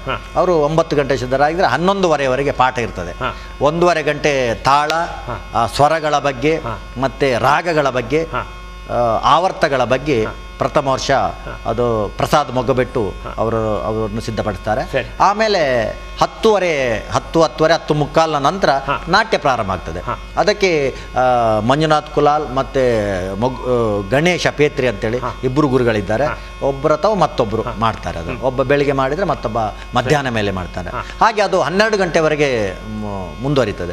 ಆಮೇಲೆ 12:15 ಊಟ, ಮತ್ತೆ 1:30 ಗಂಟೆ ಅವರಿಗೆ ವಿಶ್ರಾಂತಿ, ಅಂದರೆ ಬಟ್ಟೆ ಒಗೆಯುವುದು, ಶುದ್ಧತೆ ಮಾಡಿಕೊಳ್ಳುವಂಥದ್ದು. ಮತ್ತೆ 2 ಗಂಟೆಗೆ ಮತ್ತೆ ಗಂಟೆ ಬಡಿತಾರೆ. 2 ಗಂಟೆಗೆ ಸಾಹಿತ್ಯ ಪಾಠ, ಮಹಾಭಾರತ ರಾಮಾಯಣಗಳ ಬರುವಂಥ ಸಾಹಿತ್ಯ ಪಾಠವನ್ನು ಮಂಜುನಾಥ್ ಕುಲಾಲ್ ಅಂತೇಳಿ ಮಾಡ್ತಾರೆ. 3 ಗಂಟೆವರೆಗೆ ಸಾಹಿತ್ಯ ಪಾಠ ಆದಮೇಲೆ ಮತ್ತೆ ನಾಟ್ಯ ಪ್ರಾರಂಭ ಆಗ್ತದೆ. ಈ ಬೆಳಗ್ಗೆ ಮತ್ತು ಮಧ್ಯಾಹ್ನ ಮಧ್ಯದಲ್ಲಿ ಭಾಗವತಿಗೆ ಕಲಿಯುವಂಥ ಕೆಲವು ವಿದ್ಯಾರ್ಥಿಗಳಿದ್ದಾರೆ. ಮದ್ದಲೆಯನ್ನು ಹಿಮ್ಮೇಳ ಕಲಿಯುವಂಥ, ಮದ್ದಲೆ ನುಡಿತ ಚೆಂಡೆಯನ್ನು ಕಲಿಯುವವರು ಇದ್ದಾರೆ. ಅದು ಭಾಗವತಿಗೆ ಕಲಿಯುವವರಿಗೆ ಸತೀಶ್ ಕೆದ್ಲೆಯವರು ಪಾಠ ಮಾಡ್ತಾರೆ. ಮತ್ತು ಚೆಂಡೆ ಮದ್ದಲೆ ಕಲಿಯುವವರಿಗೆ ನಮ್ಮಲ್ಲಿ ಕೃಷ್ಣಮೂರ್ತಿ ಭಟ್ರು ಅಂತೇಳಿ ಅವರು ಪಾಠ ಮಾಡ್ತಾರೆ. ಮತ್ತು ವಿಶೇಷ ತರಬೇತಿ ಕೊಡಲಿಕ್ಕೆ ಇವರು ನಮ್ಮ ಅವರು ಹೋದ ವರ್ಷದಲ್ಲಿ ಇಲ್ಲಿ ನಮ್ಮ ಕೇಂದ್ರದಲ್ಲೇ ಗುರುಗಳಾಗಿದ್ದರು. ಈಗ 1 ವರ್ಷದ ಮಟ್ಟಿಗೆ ಅವರಿಗೆ ಮನೆಯಲ್ಲಿ ಸ್ವಲ್ಪ ಸಮಸ್ಯೆ ಇದ್ದರಿಂದ ಮನೆಗೆ ಅಂದರೆ ತಂದೆ ತಾಯಿ ಎಲ್ಲ ಪ್ರಾಯದವರು ಇಲ್ಲೇ ಇದ್ದರು, ನಮ್ಮೊಟ್ಟಿಗೆ ಇದ್ದರು. ಅದು 1 ವರ್ಷ ಅವರು ನನಗೆ ಬಿಡಬೇಕಂತ ಹೇಳಿದಾಗ ಅವರು ಬಿಟ್ಟಿದ್ದಾರೆ. ಅವರ ಕೆಲಸವನ್ನು ನಮ್ಮ ಕೃಷ್ಣಮೂರ್ತಿ ಭಟ್ರೆ ಮದ್ದಲೇನೆ ಪಾಠವನ್ನು ಮಾಡ್ತಾ ಇದ್ದಾರೆ. ಆಮೇಲೆ 4ವರೆಗೆ ಮತ್ತೆ ಕ್ಲಾಸು ನಿಲ್ತದೆ. ಮತ್ತೆ ಮಕ್ಕಳಿಗೆ 1-1:30 ಗಂಟೆ ಫ್ರೀ ಇರ್ತದೆ. ಆಮೇಲೆ ಮತ್ತೆ ಪಾಠ ಶುರು ಆಗ್ತದೆ ಮಕ್ಕಳಿಗೆ. ಈಗ ಇಲ್ಲಿ ಕೇಂದ್ರದಲ್ಲಿ ಇಲ್ಲಿ ದಿನನಿತ್ಯ ಇರ್ತಕ್ಕಂಥ ಮಕ್ಕಳಲ್ಲದೆ ಬೇರೆ ಶಾಲೆ ಮುಗಿಸಿ ಅಥವಾ ಇತರ ಹವ್ಯಾಸಕ್ಕಾಗಿ ಬಂದು ಅಭ್ಯಾಸ ಮಾಡಲಿಕ್ಕೆ 5 ಗಂಟೆ ನಂತರ ಬರುವವರಿದ್ದಾರೆ. ಲೆಕ್ಚರ್ಸ್ ಬರ್ತಾರೆ, ಡಾಕ್ಟ್ರು ಬರ್ತಾರೆ, ವಕೀಲರವರು ಬರ್ತಾರೆ. ಎಲ್ಲ 5 ಗಂಟೆ ನಂತರ 9 ಗಂಟೆ ಒಳಗೆ ಪ್ರತ್ಯೇಕವಾದ ನಾವು ತರಬೇತಿ ವ್ಯವಸ್ಥೆ. ಶನಿವಾರ ಆದಿತ್ಯವಾರ ನೀವು ಬಂದ್ರೆ ಇಡೀ ಜಾಗ ತುಂಬಿರ್ತದೆ. 5 ವರ್ಷದಿಂದ ಹಿಡಿದು 60 ವರ್ಷದವರೆಗೆ ಮಕ್ಕಳು, ದೊಡ್ಡವರು, ಹೆಂಗಸರು ಎಲ್ಲ 100-150 ಮಕ್ಕಳು ಇಲ್ಲಿ ಈಗ ಹೆಂಗಸರು ಈಗ ಯಾರಿಗೂ ನಾವು ದುಡ್ಡು ತಗೊಳ್ಳೋದಿಲ್ಲ. ಯಾರ ಹತ್ರವೂ ಅದಕ್ಕೆ ಫೀಸ್ ಅಂತೇಳಿ, ಹೌದು, ವಿದ್ಯೆ ಕೊಟ್ಟು ದುಡ್ಡು ತಗೊಳ್ಬಾರ್ದು ಅಂತೇಳಿ ನಮ್ದು ಇಲ್ಲಿ ಕೇಂದ್ರದ ಒಂದು ಉದ್ದೇಶ. ಆದ್ರೆ ಅವರೇ ಏನಾದ್ರು ಕೊಡ್ತಾರೆ, ಅದಕ್ಕೆ ರಿಸಿಟ್ ಮೂಲಕ ನಾವು ಅವರಿಗೆ ರಿಸಿಟ್ ಸ್ವೀಕಾರ ಮಾಡಿ. ಹೌದು, ಮಕ್ಕಳಿಗೆ ಒಂದು ಭೋಜನ ನಿಧಿ ಅಂತೇಳಿ ನಾವು ಮಾಡಿದ್ದೇವೆ. ಮಕ್ಕಳ ಊಟಕ್ಕೆ ಅದು ಹೋಗ್ತದೆ. ಸುವರ್ಣರೇ, ನಮ್ಮ ಎದುರುಗಡೆ ರಾಜವೇಷದ ಒಂದು ಸುಂದರವಾದ ವೇಷ ನಮ್ಮ ಎದುರುಗಡೆ ಇದೆ. ಈ ವೇಷದ ಬಗ್ಗೆ ಒಂದು ನಮ್ಮ ವೀಕ್ಷಕರಿಗೆ ಒಂದು ಸ್ಥೂಲವಾದ ಒಂದು ಪರಿಚಯವನ್ನು ಅವರ ತಲೆಯಿಂದ ಕಾಲಿನವರೆಗೆ ಇರ್ತಕ್ಕಂಥ ನಾವು ಕೆಳಗಿಂದ ಮೇಲಿನವರೆಗೆ ಹೋಗುವ. ಇದು ಆಗ ಪ್ರಥಮ ವೇಷದಲ್ಲಿ ಹೇಳಿದಾಗೆ ಗೆಜ್ಜೆ, ಕಾಲ್ ಕಡ್ಗ, ಇಜಾರು, ಕಸೆ ಸೀರೆ, ಇದು ಪಾಗು, ಇದು ದಗಲೆ. ಇದಕ್ಕೆ ದಗಲೆ ಒಳಗಡೆ ಕೆಂಪಿರೋದು ದಗಲೆ. ಅಂಗಿ ಹಾಕುವಂತ ಅಂಗಿಗೆ ದಗಲೆ ಅಂತ ಹೇಳ್ತಾರೆ. ಇದು ಹೆಗ್ಲೊಲ್ಲಿ ಅಂತೇಳಿ ಈ ಬಟ್ಟೆಯಲ್ಲಿ ಇಷ್ಟು ವಿಷಯ ಬಂತು. ಸರಿ. ಆಮೇಲೆ ಇದು ವೀರಗಸೆ. ಇನ್ನೊಂದು ಸಣ್ಣ ಪ್ರಶ್ನೆ ಹೇಳಿ ಸರ್. ಇಲ್ಲಿ ಈ ಬೇರೆ ಬೇರೆ ನಿಮ್ಮೊಂದು ಪಾತ್ರಕ್ಕೆ ಅನುಗುಣವಾಗಿ ಈಗ ಈ ಒಂದು ನಿಮ್ಮ ಸ್ವಲ್ಪ ವೀರವೇಷ ರೌದ್ರಸಕ್ಕೆ ಕೆಂಪು ಬಟ್ಟೆಯನ್ನು ಬಳಸ್ತೇವೆ. ನಿಮ್ಮ ಪ್ರಶ್ನೆ ಅದೆಲ್ಲ? ಹೌದು, ಈ ದೊಗಲಿಯನ್ನು ಬಳಸೋದು ವೇಷಕ್ಕೆ ಅನುಗುಣವಾಗಿ. ಈ ವೀರರಸ ಪ್ರಧಾನ ಭೀಮ ಇಂಥ ಸಿಟ್ಟಿನ ಪಾತ್ರಗಳಿಗೆ ಕೆಂಪನ್ನು, ಸೌಮ್ಯ ಪಾತ್ರಗಳಿಗೆ ಪಚ್ಚೆಯನ್ನು ಬಳಸ್ತೇವೆ. ಮತ್ತೆ ಈ ರಾಕ್ಷಸ ರೋಷದ ವೇಷಗಳಿಗೆ ಕಪ್ಪನ್ನು ಬಳಸ್ತೇವೆ. ಮೂರೇ ರೀತಿ. ನಾಟ್ಯಶಾಸ್ತ್ರದಲ್ಲಿ ಅವ ಅಷ್ಟೇ ಹೇಳಿದ್ದಾರೆ, ರಸಕ್ಕೆ ಅನುಗುಣವಾಗಿ. ಮತ್ತೆ ಎಲ್ಲ ಇಷ್ಟು ಬಟ್ಟೆಗಳಲ್ಲಿ ನಮ್ಮ ಇಷ್ಟು ವೇಷ ನೋಡಿದ್ರಲ್ಲ, ಒಂದೇ ಒಂದು ನೈಲನ್ ಬಟ್ಟೆ ನೀವು ಮಾರ್ಕೆಟ್ ಇದ್ದು ನೋಡ್ತಾ ಇದ್ದೀರಾ? ಇಲ್ಲ, ಇಡೀ ಯಾವ ವೇಷದಲ್ಲೂ. ಅದು ಯಕ್ಷಗಾನದ ಒಂದು ವಿಶೇಷತೆ, ನಮ್ಮ ಕೇಂದ್ರದ್ದು. ನಾವು ಯಾವುದೋ ಒಂದು ನೈಲನ್ ಬಟ್ಟೆಯನ್ನು ನೀವು ಉಪಯೋಗ ಮಾಡುವುದೇ ಇಲ್ಲ. ಅದು ಪರಂಪರೆಯಿಂದ ಹೇಗೆ ಬಂದಿದೆ ಹಾಗೆ ಇದನ್ನು ಮಗ್ಗದಿಂದಲೇ ನಾವು ಹೊಲಿಸುವುದು ಈ ಬಟ್ಟೆಯನ್ನು. ಹಿಂದೆ ಈಗೆಲ್ಲ ಸೀರೆ ಕಟ್ತಾರೆ, ನೀವೇ ಆರ್ಡರ್ ಕೊಟ್ಟು. ಹೌದೌದೌದು, ಈಗ ಅಂಗಡಿಯಲ್ಲಿ ಸಿಗುವ ಬಟ್ಟೆಗಳನ್ನು ಇದಕ್ಕೆ ಅನುಗುಣವಾಗಿ ಈಗ ಮೇಳಗಳಲ್ಲಿ ನೋಡ್ತೀವಿ. ಆದ್ರೆ ನಾವು ಇದನ್ನು ಕಾಟನ್ ಬಟ್ಟೆಯನ್ನು ನಾವು ಮಗ್ಗದಲ್ಲಿ ಹೊಲಿಸ್ತೇವೆ. ಅಂದ್ರೆ ಆ ಒಂದು ಪರಂಪರೆ ಇಲ್ಲಿ ಉಳಿಬೇಕು ಅಂತ ಹೇಳಿ. ಮತ್ತೆ ಕ್ಯಾದೆಗೆ ಮುಂದೆಲ್ಲ ಈಗೆಲ್ಲ ಥರ್ಮೋಕೂಲಿದ್ದಾಗಿದೆ, ನೀವು ಆಗ ನೋಡಿದಿಲ್ಲ ಪಗಡಿ ಅಂತ ಹೇಳಿ, ಎಲ್ಲ ಥರ್ಮೋಕೂಲಿದ್ದು ಈಗ ಬಳಸ್ತಾ ಇದ್ದಾರೆ. ನಾವು ಅಟ್ಟೆಯನ್ನೇ ಬಳಸ್ತಾ ಇದ್ದೇವೆ. ಈಗೆಲ್ಲ ಅದು ಹೋಗಿದೆ, ಈಗ ತಟ್ಟೆ ಕಟ್ಟುವ ವಿಷಯ ಇಲ್ಲ. ಈ ಕಿರೀಟದ ತೂಕ ಹಿಂದೆ ಎಷ್ಟಿತ್ತು, ಈಗ ಎಷ್ಟಿರ್ಬೋದು? ಈಗ ಅಂದ್ರೆ ಸರ್, ಆಗ ಹಿಂದಿನ ಕಾಲದಲ್ಲಿ ಆ ವೇಷಧಾರಿಗಳು ಅಷ್ಟು ಉದ್ದಳತೆಯಲ್ಲಿ ಅಜಾನುಭಾವುಗಳಾಗಿದ್ರು. ಅದಕ್ಕೆ ಹೊಂದಿಕೊಂಡು ಆ ವೇಷಭೂಷಣಗಳನ್ನು ತಯಾರು ಮಾಡ್ತಾ ಇದ್ರು. ಕ್ರಮೇಣ ಏನಾಯ್ತಂದ್ರೆ ಆ ವೇಷಗಳನ್ನೇ ಕಟ್ಟಿ ಕುಣಿತಾ ಇದ್ರು. ಆದ್ರೆ ಇತ್ತೀಚಿನ ದಿನಗಳಲ್ಲಿ ಒಬ್ಬ ವೇಷಧಾರಿ ಅವನಿಗೆ ಬೇಕಾದಂತ ಆಭರಣಗಳನ್ನೇ ತಾನೇ ಸಿದ್ಧಪಡಿಸಿಕೊಳ್ತಾನೆ. ಯಾಕೆಂದ್ರೆ ಒಂದು ಬಣ್ಣದ ವೇಷಧಾರಿ ಮಾಡುವಂತ ಒಂದು ವೇಷವನ್ನು ಮತ್ತೊಬ್ಬ ನನ್ನ ಹಾಗಿನ ಆಳು ಮಾಡುದಿದ್ರೆ ಅದನ್ನು ಕಟ್ಟಿಕೊಂಡು ಕುಣಿಲಿಕ್ಕೆ ನಮ್ಮ ಹತ್ರ ಆಗ್ಲಿಕ್ಕಿಲ್ಲ. ಅದಕ್ಕೆ ನಮ್ಮದೇ ಆದ ಒಂದು ಆಕಾರ ಬೇಕಾಗ್ತದೆ, ಅದಕ್ಕೊಂದು ಅಂಗಸೌಷ್ಠವ ಬೇಕಾಗ್ತದೆ. ಮುಂಚೆ ಪರಂಪರೆಯಲ್ಲಿ ಏನಾಗ್ತಿತ್ತು ಅಂದ್ರೆ ಒಂದು 10 ಜನ ವೇಷಧಾರಿಗಳು, ಅಲ್ಲಿ ಒಂದು 10 ವೇಷದ ಸಾಮಾನು, ಅದನ್ನೇ ಬಳಸಬೇಕು. ಅದು ಈ ಕೈ ಚೆನ್ನಲ್ಲಿ ಕೆಳಗೆ ಜಾರಿತು ಹಾಗೆಲ್ಲ ಇತ್ತು. ಕೆಲವೊಂದು ಪರಂಪರೆಯನ್ನೇ ನಾವು ಹೇಳಲಿಕ್ಕೆ ಆಗುದಿಲ್ಲ, ಕೆಲವು ಈಗಿನ ಇದಕ್ಕೂ ನಾವು ಹೊಂದಿಕೊಳ್ಬೇಕಾಗುತ್ತೆ. ಮುಂದಿನ ವೇಷಕ್ಕೆ. ಮತ್ತೆ ಇಲ್ಲಿ ಮುಖವರ್ಣಿಕೆಯಲ್ಲಿ ಗಲ್ಲ ಬರೆಯುವಂತದ್ದು, ಈ ಮೀಸೆ ಇದನ್ನೀಗ ಹೆಚ್ಚಾಗಿ ಯಾರು ಕಟ್ಟುವುದಿಲ್ಲ. ಹೌದೌದು, ಕಟ್ಟು ಮೀಸೆಯನ್ನೇ ನಾವು ಬಳಸಿದ್ದೇವೆ. ಅದರಲ್ಲಿ ಬಳಸಿದೆ ಇದು ಕರ್ಣಪಾತ್ರ, ಇದು ಮುಂದಲೆ, ಇದು ಕ್ಯಾದಿಗೆ, ಇದು ಕಿರೀಟ, ಅದು ತಾವರೆ, ಮೇಲೆ ಕಾಣುವಂಥದ್ದು ನವಿಲುಗರಿ. ಇದು ಇಷ್ಟು ಈ ಒಂದು ಕಿರೀಟ ವೇಷದ ಒಂದು ಲಕ್ಷಣ. ಹಿಂದ್ಗಡೆ ಚೌರಿ ಬರ್ತದೆ. ಹಾಗೆ ಇದು ಮಂಜುನಾಥ್ ಕುಲಾಲ್ ಅಂತೇಳಿ, ಇವರು ನಮ್ಮ ಕೇಂದ್ರದ ವಿದ್ಯಾರ್ಥಿ ಹೌದು, ಈಗ ನಮ್ಮ ಕೇಂದ್ರದ ಕಲಾವಿದರು ಹೌದು. ಸಾಹಿತ್ಯ ಪಾಠವನ್ನು ಇವರು ಭೀಮನ ವೇಷದಲ್ಲಿ ಅವರು ರಂಗಸ್ಥಳಕ್ಕೆ ಬಂದಿದ್ದಾರೆ. ಮುಖದಲ್ಲಿ ಬಳಸಿದಂಥ ಮುದ್ರೆಯು ಇದು ಪರಂಪರೆಯದ್ದೇ ಮುದ್ರೆಯನ್ನು ನಾವು ಬಳಸ್ತಾ ಇದ್ದೇವೆ ಕೇಂದ್ರದಲ್ಲಿ.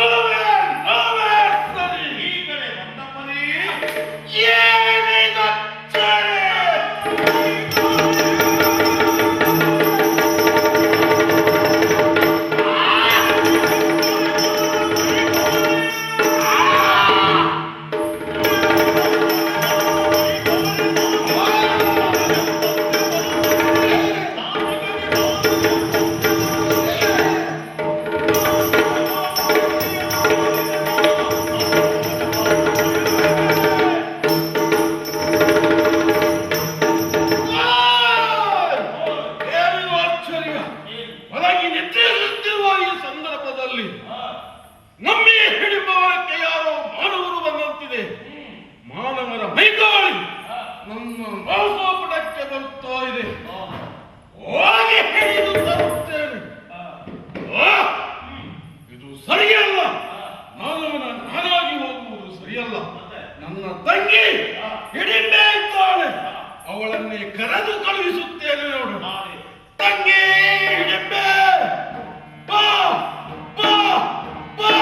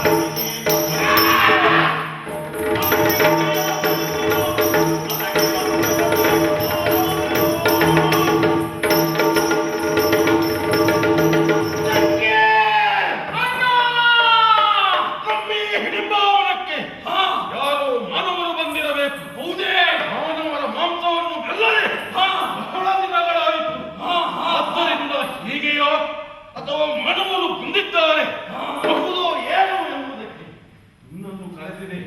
ಒಮ್ಮೆ ವೀಕ್ಷಿಸಿ ನೋಡು.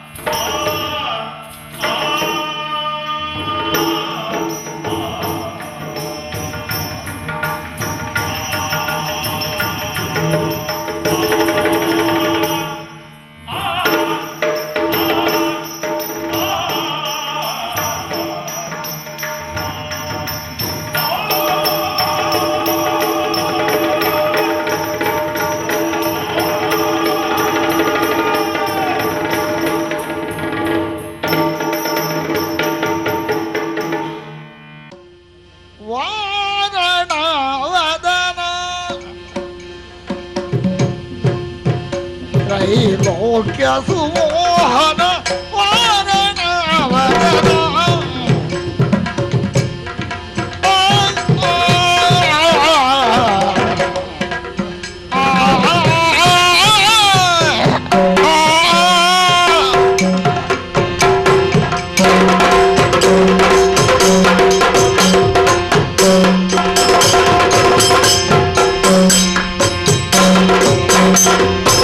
ವಾರಣ ವದನ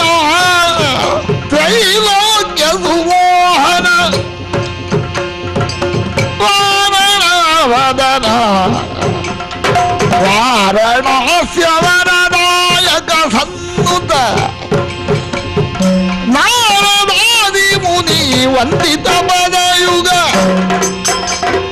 ವಾರಣ ವದನ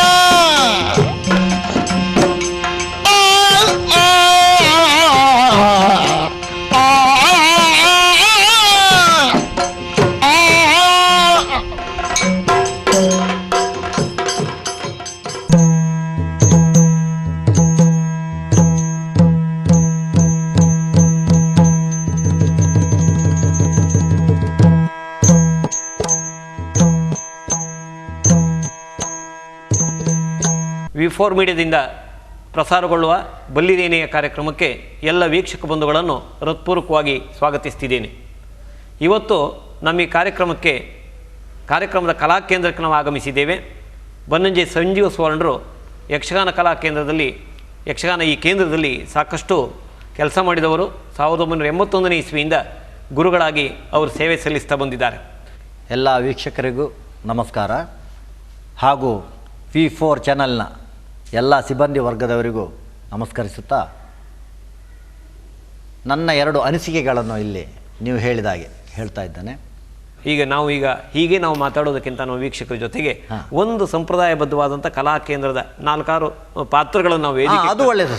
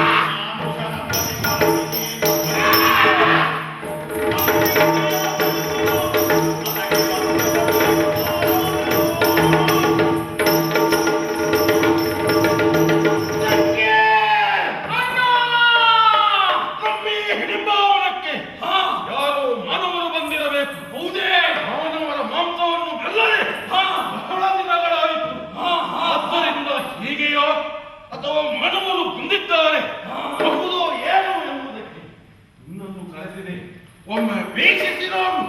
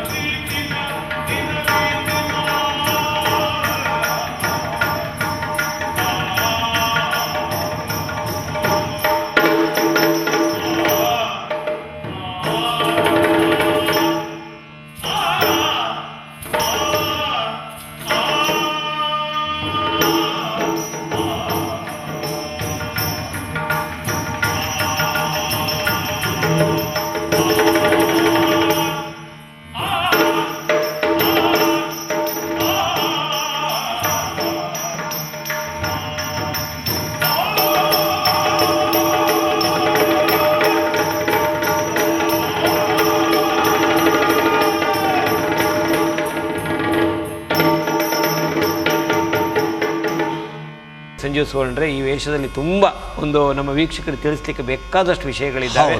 ಅಂದರೆ ಯಕ್ಷಗಾನ ಇವತ್ತು ಅತ್ಯಂತ ಒಂದು ಸಾಧಾರಣ ಮಧ್ಯರಾತ್ರಿ ಹೊತ್ತಿಗೆ ಅಕಾರಳ ವಿಕಾರಳವಾದಂಥ ಮಾನವ ಸ್ವಭಾವವನ್ನು ಪ್ರತಿಬಿಂಬಿಸಲಿಕ್ಕೆ ಈ ವೇಷಗಳನ್ನು ನಾವು ರಂಗಸ್ಥಳಕ್ಕೆ ತರ್ತಾ ಇದ್ದೇವೆ. ಆಗಾಗಲೇ ಬಣ್ಣದ ಮಾಲಿಂಗ, ಬಣ್ಣದವರೇ ಅಂತೇಳಿ ವೇಷದಿಂದಲೇ ಪ್ರಸಿದ್ಧಿಯನ್ನು ಪಡೆದವರು ತುಂಬಾ ಜನ ಇದ್ದಾರೆ. ಹಾಗೆ ಈ ವೇಷದ ಬಗ್ಗೆ ಈ ವೇಷದ ಬಗ್ಗೆ ಕೆಳಗಿನಿಂದ ಹೇಳಲಿಕ್ಕೆ ಹೋದ್ರೆ ಅದೇ ರೀತಿಯಾಗಿ ಬರ್ತದೆ. ಬಟ್ಟೆ ಎಲ್ಲ ಅದೇ ರೀತಿ ಬರ್ತದೆ. ಹೆಗಲೊಲ್ಲಿ ಎಂಬುದನ್ನು ದೊಡ್ಡದಾಗಿ ನಾವು ಬಳಸ್ತೇವೆ. ಇಲ್ಲಿ ಕೈಯಲ್ಲಿ ಇಟ್ಕೊಳ್ಳುವ ಎದೆ ಕಟ್ಟು. ಈಗ ಏನಾಗಿದೆ ಅಂದರೆ ಎಲ್ಲ ವೇಷಧಾರಿಗಳು ಈ ಉರುಟಾದಂಥ ಮಂಡಲಾಕೃತಿಯ ಎದೆಕಟ್ಟನ್ನೇ ಬಳಸ್ತಾರೆ. ಅದು ಹೊಂದಾಣಿಕೆ ಆಗುವುದಿಲ್ಲ. ನೋಡಿ, ಇದು ಬಣ್ಣದ ವೇಷಕ್ಕೆ ಬಳಸುವಂಥ ಆಭರಣ. ಇದಕ್ಕೆ ಸರಿಯಾಗಿ ಇಲ್ಲಿ ವೀರಕಥೆಯಲ್ಲಿಯೂ ಬರ್ತದೆ. ಅದೇ ರೀತಿಯಲ್ಲಿ ಅದಕ್ಕೆ ಇನ್ನೊಂದು ವೇಷವನ್ನು ನಿಮಗೆ ಇಲ್ಲಿ ನಿಲ್ಲಿಸಿದ್ರೆ ನಿಮಗೆ ಗೊತ್ತಾಗ್ತದೆ ಅದರ ವ್ಯತ್ಯಾಸಗಳು. ಈಗ ಏನಾಗಿದೆ ಅಂದರೆ ಎಲ್ಲ ವೇಷಗಳಿಗೆ ಈ ಎದೆಕಟ್ಟು ಇದನ್ನು ಬಳಸ್ತಾರೆ. ಅದಕ್ಕೆ ಒಂದು ಹೊಂದಾಣಿಕೆ ಇಲ್ಲ. ಒಂದು ನಿಮಿಷ ನೀವು ನನಗೆ ಅವಕಾಶ ಕೊಟ್ಟು ನಾನು ಅದನ್ನು ತೋರಿಸ್ತೇನೆ. ಈ ಎದೆಕಟ್ಟು ಈ ಕೆತ್ತನೆಗೂ ಸಂಬಂಧ ಇದೆ ನೋಡಿ. ಇಲ್ಲಿ ಒಂದೇ ರೀತಿಯಲ್ಲಿ ಹೊಂದಾಣಿಕೆ ಇದೆ. ಮೇಲಿನವರೆಗೆ ಹೊಂದಾಣಿಕೆ ಇದೆ. ಇಲ್ಲಿಯೂ ಹೊಂದಾಣಿಕೆ ಇದೆ. ಈ ಆಕಾರ ಬಂದಿದೆ, ಇಲ್ಲಿಯೂ ಈ ಆಕಾರದಲ್ಲಿ ಹೊಂದಾಣಿಕೆ ಬಂದಿದೆ. ಇದು ಬಣ್ಣದ ವೇಷಕ್ಕೆ ಮಾತ್ರ ಕಟ್ಟಬೇಕು. ಆದ್ರೆ ಬಡಗುದಿಟ್ಟಿನ ಎಲ್ಲ ಯುವ ಕಲಾವಿದರು ಇದು ಸುಲಭ ಆಗ್ತದೆ ಎನ್ನುವ ರೀತಿಯಲ್ಲಿ ಇದನ್ನೇ ಸಣ್ಣದು ಮಾಡಿ ಇದನ್ನು ಕಟ್ಟಿಕೊಳ್ತಾ ಇದ್ದಾರೆ. ಇದು ಒಂದು ಬಡಗುದಿಟ್ಟಿಗೆ ಒಂದು ದೊಡ್ಡ ಒಂಥರ ಒಂದು ಏನೋ ಒಂದು ಹೌದೌದು ಪರಂಪರೆಯ ಒಂದು ಒಗ್ಗದೇ ಇರುವಂತಹ ಒಂದು ಬೆಳವಣಿಗೆ. ಯಾಕೆಂದ್ರೆ ಇದು ಪರಂಪರೆ ಹಾಗೆ. ಮತ್ತೆ ಆ ಕಲಾವಿದರ ಒಂದು ವೇಷಭೂಷಣ ಸೃಷ್ಟಿ ಮಾಡುವಾಗ ಯಾವ ರೀತಿ ಆಗಬೇಕೆನ್ನುವ ದೃಷ್ಟಿ ಇಟ್ಟುಕೊಂಡಿದ್ದಾನೆ ಹಾಗೆ ಇದೆ. ಇದು ಬಣ್ಣದ ವೇಷಕ್ಕೆ ಮಾತ್ರ. ಇದನ್ನು ಕಟ್ಟಿಕೊಂಡು ಬಂದ್ರೆ ಬಣ್ಣದ ವೇಷ ಅಂತೇಳಿ ಲೆಕ್ಕ. ಹೌದು, ಆ ರೀತಿಯಲ್ಲಿ ಇದು ಬೆಳೆದು ಬಂದಿದೆ. ಹಾಗೆ ಈ ಮುಖವರ್ಣಿಕೆಯಲ್ಲಿ ನಾವು ಹೇಳಲಿಕ್ಕೆ ಹೋದ್ರೆ ಇದರಲ್ಲಿ 5 ರೀತಿಯ ಮುಖವರ್ಣಿಕೆ ಇದೆ ನಮ್ಮಲ್ಲಿ. ಇದು ಎಲ್ಲದೂ ಸುಳಿ ಅಂತ ಹೇಳುದು ನಾವು. ಇದು ನಾಮ ಎಲ್ಲಿಯೂ ಅಡ್ಡ ನಾಮ ಬರುವುದಿಲ್ಲ. ಈ ರಾಕ್ಷಸ ಪಾತ್ರಗಳು ಅವರು ಈಶ್ವರನ ಒಂದು ಅನುಗ್ರಹದಿಂದ ಆದ್ರೆ ಇಲ್ಲಿ ನಮ್ಮ ಬಡಗಿನಲ್ಲಿ ಅಡ್ಡನಾಮದ ಪ್ರಶ್ನೆ ಇಲ್ಲ, ಎಲ್ಲ ನೇರವೇ. ನೇರ ನಾಮವೇ ಇಲ್ಲಿ ಸುಳಿ ಅಂತೇಳಿ ಹೆಸರು ಇದು. ಸುಳಿ ಅಂತ ಇದು ಏಕಸುಳಿ, ಹಾ. ದಿಶುಳಿ, ಹಾ. ತ್ರಿಶುಳಿ. ಇದು ತ್ರಿಶುಳಿ ಅಂತೇಳಿ. ಹಾ. ದಿಶುಳಿ ಅಂದ್ರೆ ಎರಡೇ ಬರ್ತದೆ, ಎರಡೇ ಹೂ ಎರಡೇ ದಳ ಬರ್ತದೆ. ಬರ್ತದೆ. ಹೌದು ಹೌದು. ಏಕಸುಳಿ ಅಂದ್ರೆ ಒಂದೇ ಬರ್ತದೆ, ಹಾ. ದಿಶುಳಿ ಅಂದ್ರೆ ಎರಡು ಬರ್ತದೆ, ತ್ರಿಶುಳಿ ಅಂದ್ರೆ ಮೂರು ಬರ್ತದೆ. ಹಾ, ಹಾ, ಹಾ. ಆಮೇಲೆ ಚೇಳು ಸುಳಿ ಅಂತೇಳಿ ಒಂದು, ಹಾ, ಹಾ, ಹಾ. ಮತ್ತೊಂದು ಸರ್ಪ ಸುಳಿ. ಹಾ, ಹಾ. ಇದು ಈ ಆ ಪಾತ್ರದ ಗುಣಧರ್ಮಕ್ಕೆ ಅನುಗುಣವಾಗಿ ಈ ಮುಖವರ್ಣಿಕೆಯನ್ನು ಮಾಡ್ತೇವೆ ನಾವು. ಏನ್ ಮಾಡ್ತೀರಿ? ಪಾತಾಳದಿಂದ ಬರುವಂತಹ ರಕ್ಕಸರಾದ್ರೆ ಅವರಿಗೆ ಸರ್ಪ ಸುಳಿ, ಹಾ. ಮುಖದಲ್ಲಿ ಸರ್ಪ ಸುಳಿ. ಅಲ್ಲಿ ಗೋಡೆಯಲ್ಲಿ ನಾವು ನಾಗಲೋಕದಿಂದ ಬಂದವರು ಅಂತೇಳಿ. ಸರಿ. ಮತ್ತೆ ಈ ಕಾಡು ಮಾರ್ಗವಾಗಿ ಹೋಗುವಾಗ ತಡೆದು ಸುಲಿಗೆ ದರೋಡೆ ಮಾಡುವವರಿಗೆ ಚೇಳು ಸುಳಿ, ಆ ಚೇಳಿನ ಕ್ರೂರತ್ವ, ರೂಕ್ಷತ್ವ. ಹೌದೌದು ಅದು. ಮತ್ತೆ ಏಕಸುಳಿ, ದಿಸುಳಿ, ತ್ರಿಶುಳಿ. ಹಾ. ಏಕಸುಳಿ ಅಂದ್ರೆ ಈ ಗಂಧರ್ವರಿಗೆ ಶಾಪ ಕೊಟ್ಟು ರಾಕ್ಷಸರಾಗ್ತಾರೆ ನೋಡಿ. ಹಾ, ಹಾ, ಹಾ. ಗಂಧರ್ವರು ಈ ಶಾಪಗ್ರಸ್ತರ ಗಂಧರ್ವರು ರಾಕ್ಷಸರಾಗಿ ಬರುವಾಗ ಅದು ಏಕಸುಳಿ. ಹಾ. ವಿಷ್ಣುವಿನ ಸಾಂಕೇತಿಕವಾಗಿ ಇದು ಒಂದೇ ಸುಳಿ. ಹಾ. ಮತ್ತೆ ಕಣ್ಣು ಕೆಂಪಾಗಿರ್ತದೆ. ಹಾ. ಅಲ್ಲಿ ಗೋಡೆಯಲ್ಲಿ ನಾವು ಕೊಟ್ಟಿದ್ದೇವೆ ಅದು. ಹಾ, ಹಾ. ಕಣ್ಣು ಕೆಂಪಾಗಿದೆ. ಗಂಧರ್ವರಿಗೂ ಕಣ್ಣು ಕೆಂಪು ಬರೆಯುವುದು ನಮ್ಮ ಸರಿ. ಬಡಗಿನ. ಈಗ ಹಿಡಿಂಬಾಸುರ ಯಾವ ಲೋಕದವ, ಯಾವ ಸುಳಿಯನ್ನು ಹೊಂದ್ಕೊಂಡು ಬರ್ಬೇಕೀಗ? ಇವರು ನಿಜವಾಗಿ ಹಿಡಿಂಬಾಸುರ, ಇವರು ಪಾತಾಳ ಲೋಕ, ಇದು ಹಿಡಿಂಬಾವನದವ. ಇವರು ಚೇಳು ಸುಳಿಯನ್ನು ಬಳಸಬೇಕಿತ್ತು. ಹಾ, ಹಾ. ಇವರು ನಾವಂದ್ರೆ ನಾವು ವೇಷ ಮಾಡುವಾಗ ಅವರಿಗೆ ಯಾವುದು ಅಂತ ನಾವು ಹೇಳಲಿಲ್ಲ. ನಾವು ಕಡೆಗೊಂದು ನಿರ್ಣಯ ಮಾಡಿಕೊಂಡು ನಿಮಗೊಂದು ಕಥೆಯನ್ನು ಕೊಡುವ ಎನ್ನುವ ಉದ್ದೇಶದಿಂದ. ಮತ್ತೆ ಇವರು ಮಾಡಿದ ಪಾತ್ರಕ್ಕೂ ಇವರು ಬರೆದ ರೇಖೆಗೂ ಇಲ್ಲಿ ಸಂಬಂಧ ಇಲ್ಲ. ಹಾ, ಹಾ, ಹಾ. ಇಲ್ಲಿ ಕಾಡಿನಲ್ಲಿ ಇರುವ ಆದ್ರೆ ಇವರು ಅದು ಚೇಳು ಸುಳಿಯನ್ನು ಇವರು ಮಾಡಬೇಕಿದೆ. ಯಾಕೆಂದ್ರೆ ದರೋಡೆ, ಸುಲಿಗೆ, ಹಿಡಿಯುವುದು, ಬಡಿಯುವುದು, ಮಾನವರನ್ನು ತಿನ್ನೋ ಕ್ರೂರತ್ವವನ್ನು ಜಾಸ್ತಿ ಬಿಂಬಿಸಬೇಕು. ಅದು ಚೇಳು ಸುಳಿ. ಒಟ್ಟು ಒಂದು ಪಾತ್ರದಲ್ಲಿ ಬರೇ ಮಾತುಗಾರಿಕೆ ಮಾತ್ರ ಅಲ್ಲ, ವೇಷದಲ್ಲಿಯೂ ಅರ್ಥ ಇದೆ. ಅದು ಸೂಕ್ಷ್ಮ ಎಳೆಗಳು. ಹೌದು, ಪ್ರತಿಯೊಂದು. ಮತ್ತೆ ಪ್ರತಿಯೊಂದು ಪಾತ್ರಗಳಲ್ಲಿ ಮತ್ತೆ ಪ್ರತಿಯೊಂದು ವೇಷ ಆಭರಣಗಳಲ್ಲಿ ಧಾರ್ಮಿಕವಾದಂತ ಒಂದು ಚೌಕಟ್ಟಿದೆ, ಒಂದು ಸಂದೇಶ ಇದೆ, ಒಂದು ನಮ್ಮ ಸಮಾಜದ ಒಂದು ನೀತಿ ಕಟ್ಟಳೆಗಳಿದೆ ಅದರಲ್ಲಿ. ಹೌದು. ಯಾಕೆಂದ್ರೆ ಮುಂಚಿನ ಕಾಲದಲ್ಲಿ ಮಹಾಭಾರತ, ರಾಮಾಯಣ ಅಂತ ಯಕ್ಷಗಾನದವರೇ ಜನರಿಗೆ ಹೇಳುದು ನೋಡಿ. ಆಗ ಪಾಠ ವಿದ್ಯೆಯಲ್ಲಿ ಹಳ್ಳಿಯ ಜನರಿಗೆ ಒಂದು ದುಷ್ಟ ಕೆಲಸ ಮಾಡಿದ್ರೆ ಏನಾಗ್ತದೆ, ಒಳ್ಳೆ ಕೆಲಸ ಮಾಡಿದ್ರೆ ಆಟ ನೋಡಿ ಬಂದು ಹೇಳ್ತಾರೆ. ಸರಿ ಸರಿ. ಆಟ ಎಂಬುದು ಪಾಠ ಆಗಿತ್ತು ಮುಂಚೆ. ಆಟವೇ ಪಾಠ ಆಗಿತ್ತು. ಈಗ ಶಾಲೆ ಆಗಿದೆ, ಅಲ್ಲಿಗೆ ಹೋಗ್ತೇವೆ ನಾವು ಪಾಠ. ಈ ಆಟ ಎಲ್ಲ ಮೂಲೆಗೆ ನೀತಿ ಪಾಠವನ್ನು ಹೇಳಬೇಕಾದ್ರೆ ಇಂಥ ಪಾತ್ರಗಳ ಮೂಲಕ ಸಹಿತ ಪಾಠ ಕೆಟ್ಟದ್ದು ಮಾಡಿದ್ರೆ ಏನಾಗುತ್ತೆ ಹೇಳಬೇಕಾಗಿತ್ತು. ಯಾಕೆಂದ್ರೆ ಇದೆಲ್ಲ ನನ್ನ ಗುರುಗಳು ನಂಗೆ ಹೇಳ್ತಾ ಇದ್ರು. ಹಾಗೆ ಯಕ್ಷಗಾನ ಹಾಗೆ ಬೆಳೆದು ಬಂತ ಹೇಳಿದ್ರೆ ಯಾವ್ದನ್ನು ಅದನ್ನ ಹಾಗೆ ಹೇಳ್ತಾ ಇದ್ರು. ಇದು ಹೊಟ್ಟೆ ಪಾಡಿಗಾಗಿ ಬೆಳೆದದ್ದಲ್ಲ, ಸರಿ, ಪಾಠಕ್ಕಾಗಿ ಅಂತ. ಹಾಗೆ ಈ ರೀತಿಯಲ್ಲಿ ಮುಖವರ್ಣಿಕೆ.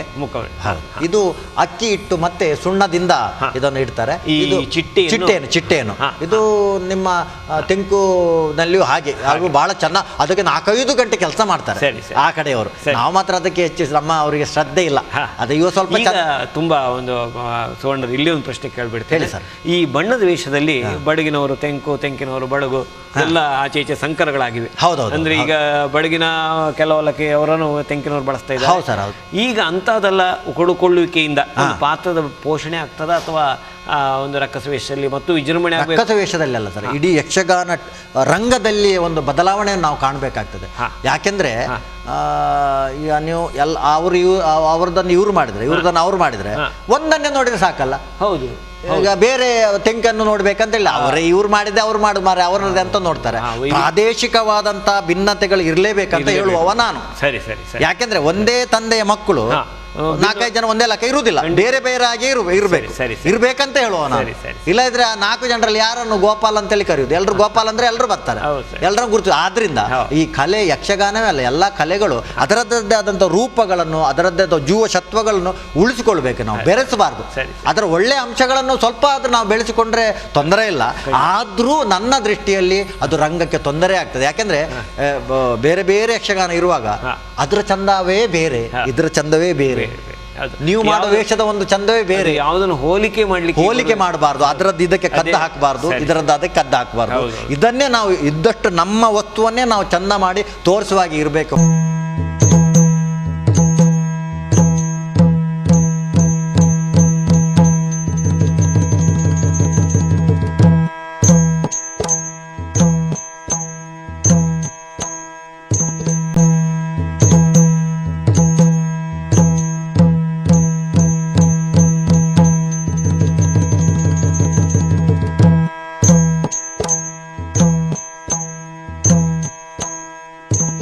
ಈ ರೀತಿಯ ಸುಳಿಗಳು, 5 ರೀತಿಯ ಸುಳಿಗಳನ್ನು ಪಾತ್ರದ ವ್ಯಕ್ತಿತ್ವಕ್ಕೆ ಹೊಂದಿಕೊಂಡ ಹಾಗೆ ನಾವು ಅದನ್ನು ಬಳಸ್ತಾ ಇದ್ದೇವೆ.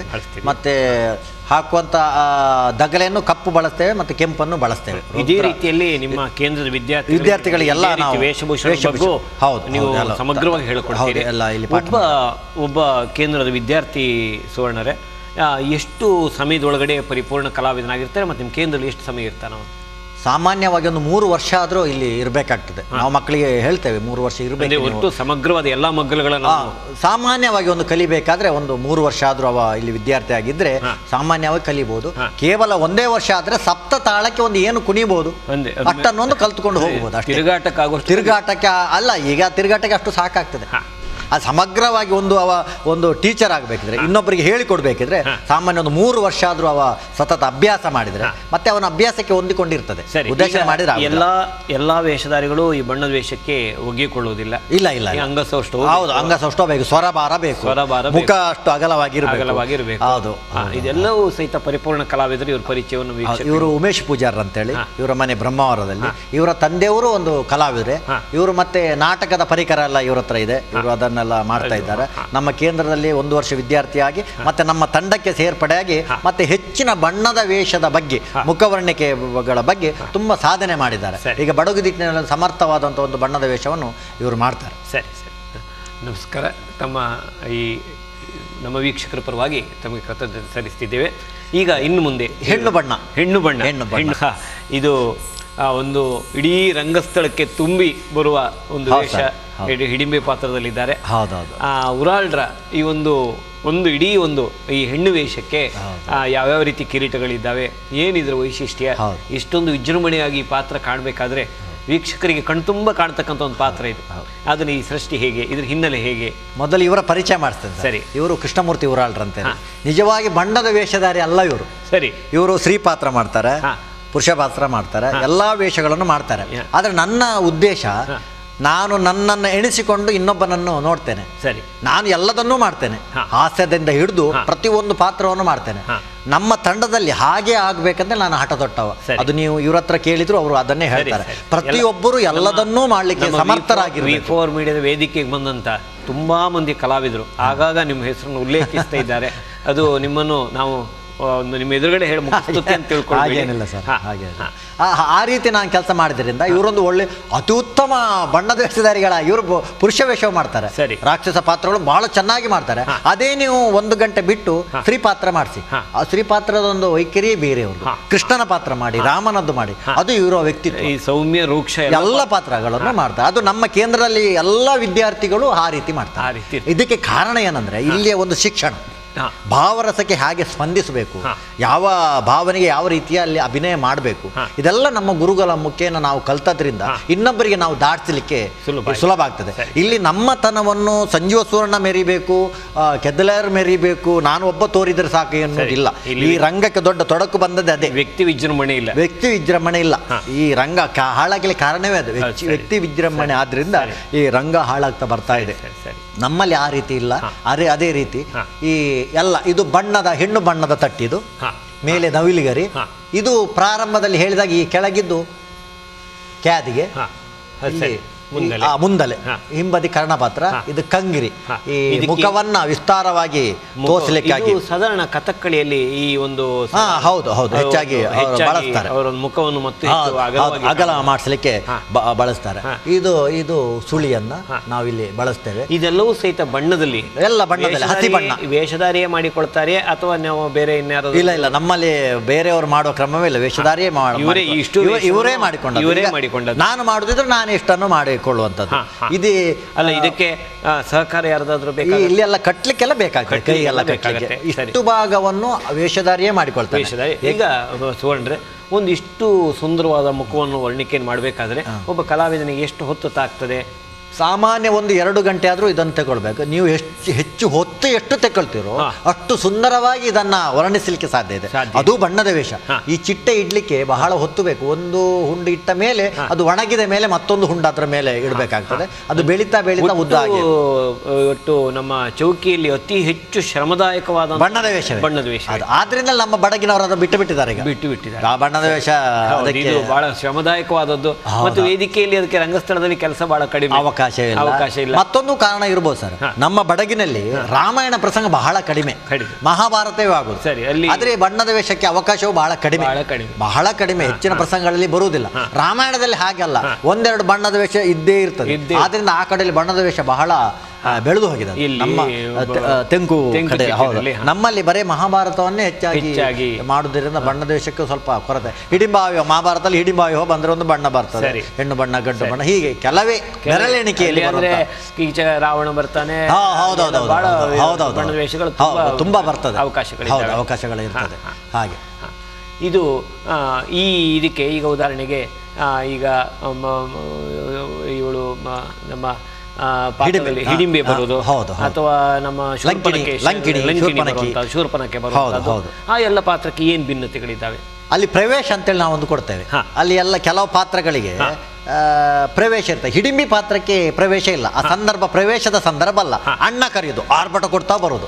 ಈ ಶೂರ್ಪನಖೆ ಆದ್ರೆ ಪ್ರವೇಶದ ಪಾತ್ರ, ಅದಕ್ಕೆ ತೆರೆ ಹಿಡಿದು ಆ ಮುಖ ತೋರಿಸುವಂಥದ್ದು, ಜಡೆ ಹೆಣಿಯುವಂಥದ್ದು, ಆ ಹೇನು ತೆಗೆಯುವಂಥದ್ದು, ಈ ಎಲ್ಲ ಕ್ರಮಗಳಿಗೆ. ಇದು ಈ ರಾಕ್ಷಸ ವೇಷ ಬರುವಾಗ ಒಂದು ಪ್ರವೇಶವನ್ನು ನಾವು ಒಂದು ವೀಕ್ಷಕರಿಗೆ ತೋರಿಸ್ಲಿಕ್ಕೆ, ಒಂದು ಈಗ ಇವರಲ್ಲಿ ಕೂತ್ಕೊಂಡೇ ಇರಲಿ, ನಾವು ಒಂದು ಭಾಗವತರು ಒಂದು ಹಿಮ್ಮಾಳದಲ್ಲಿ ಅಬ್ಬರ ಕೊಡಬಹುದು. ಹೌದೌದು, ಇದು ಭಾಗವತರ ಪ್ರವೇಶಕ್ಕೆ ಕೊಡುವಂಥದ್ದು.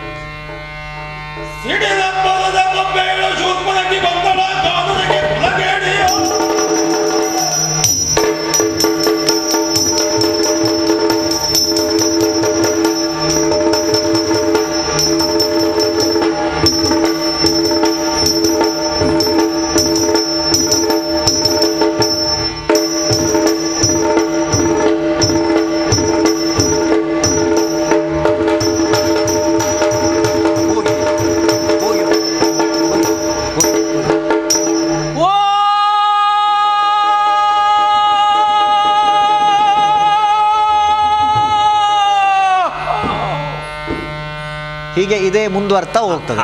ಹೀಗೆ ಇದೇ ಪ್ರವೇಶ ಇದೇ ರೀತಿಯಲ್ಲಿ ಮುಂದುವರಿತಾ ಒಟ್ಟು ಇಡೀ ಸಭೆಯಲ್ಲಿರ್ತಕ್ಕಂಥವರೆಲ್ಲರೂ ಸಹಿತ ಒಂದ್ಸರಿ ಆಕರ್ಷಕರಾಗಿ ಈ ಪಾತ್ರದ ಕಡೆ ಬರಬೇಕು ಈ ರಾಕ್ಷಸ ಪಾತ್ರ ಬಹಳ ಅದ್ಭುತವಾಗಿ ಚೆನ್ನಾಗಿ ಈ ಇವರ ಕಲಾವೈಖರಿಯ ಬಗ್ಗೆ ನಾವು ವೀಕ್ಷಕರ ಪರವಾಗಿ ಖಂಡಿತ ಹೃದಯ ತುಂಬಿ ಇವರಿಗೆ ನಾವು ಅಭಿನಂದನೆಯನ್ನು ಸಲ್ಲಿಸ್ತಿದ್ದೇವೆ. ಸುವರ್ಣರೇ, ಮತ್ತೆ ಕಿರಾತನ ಪಾತ್ರವನ್ನು ದಯವಿಟ್ಟು ನೀವು ವೇದಿಕೆಗೆ.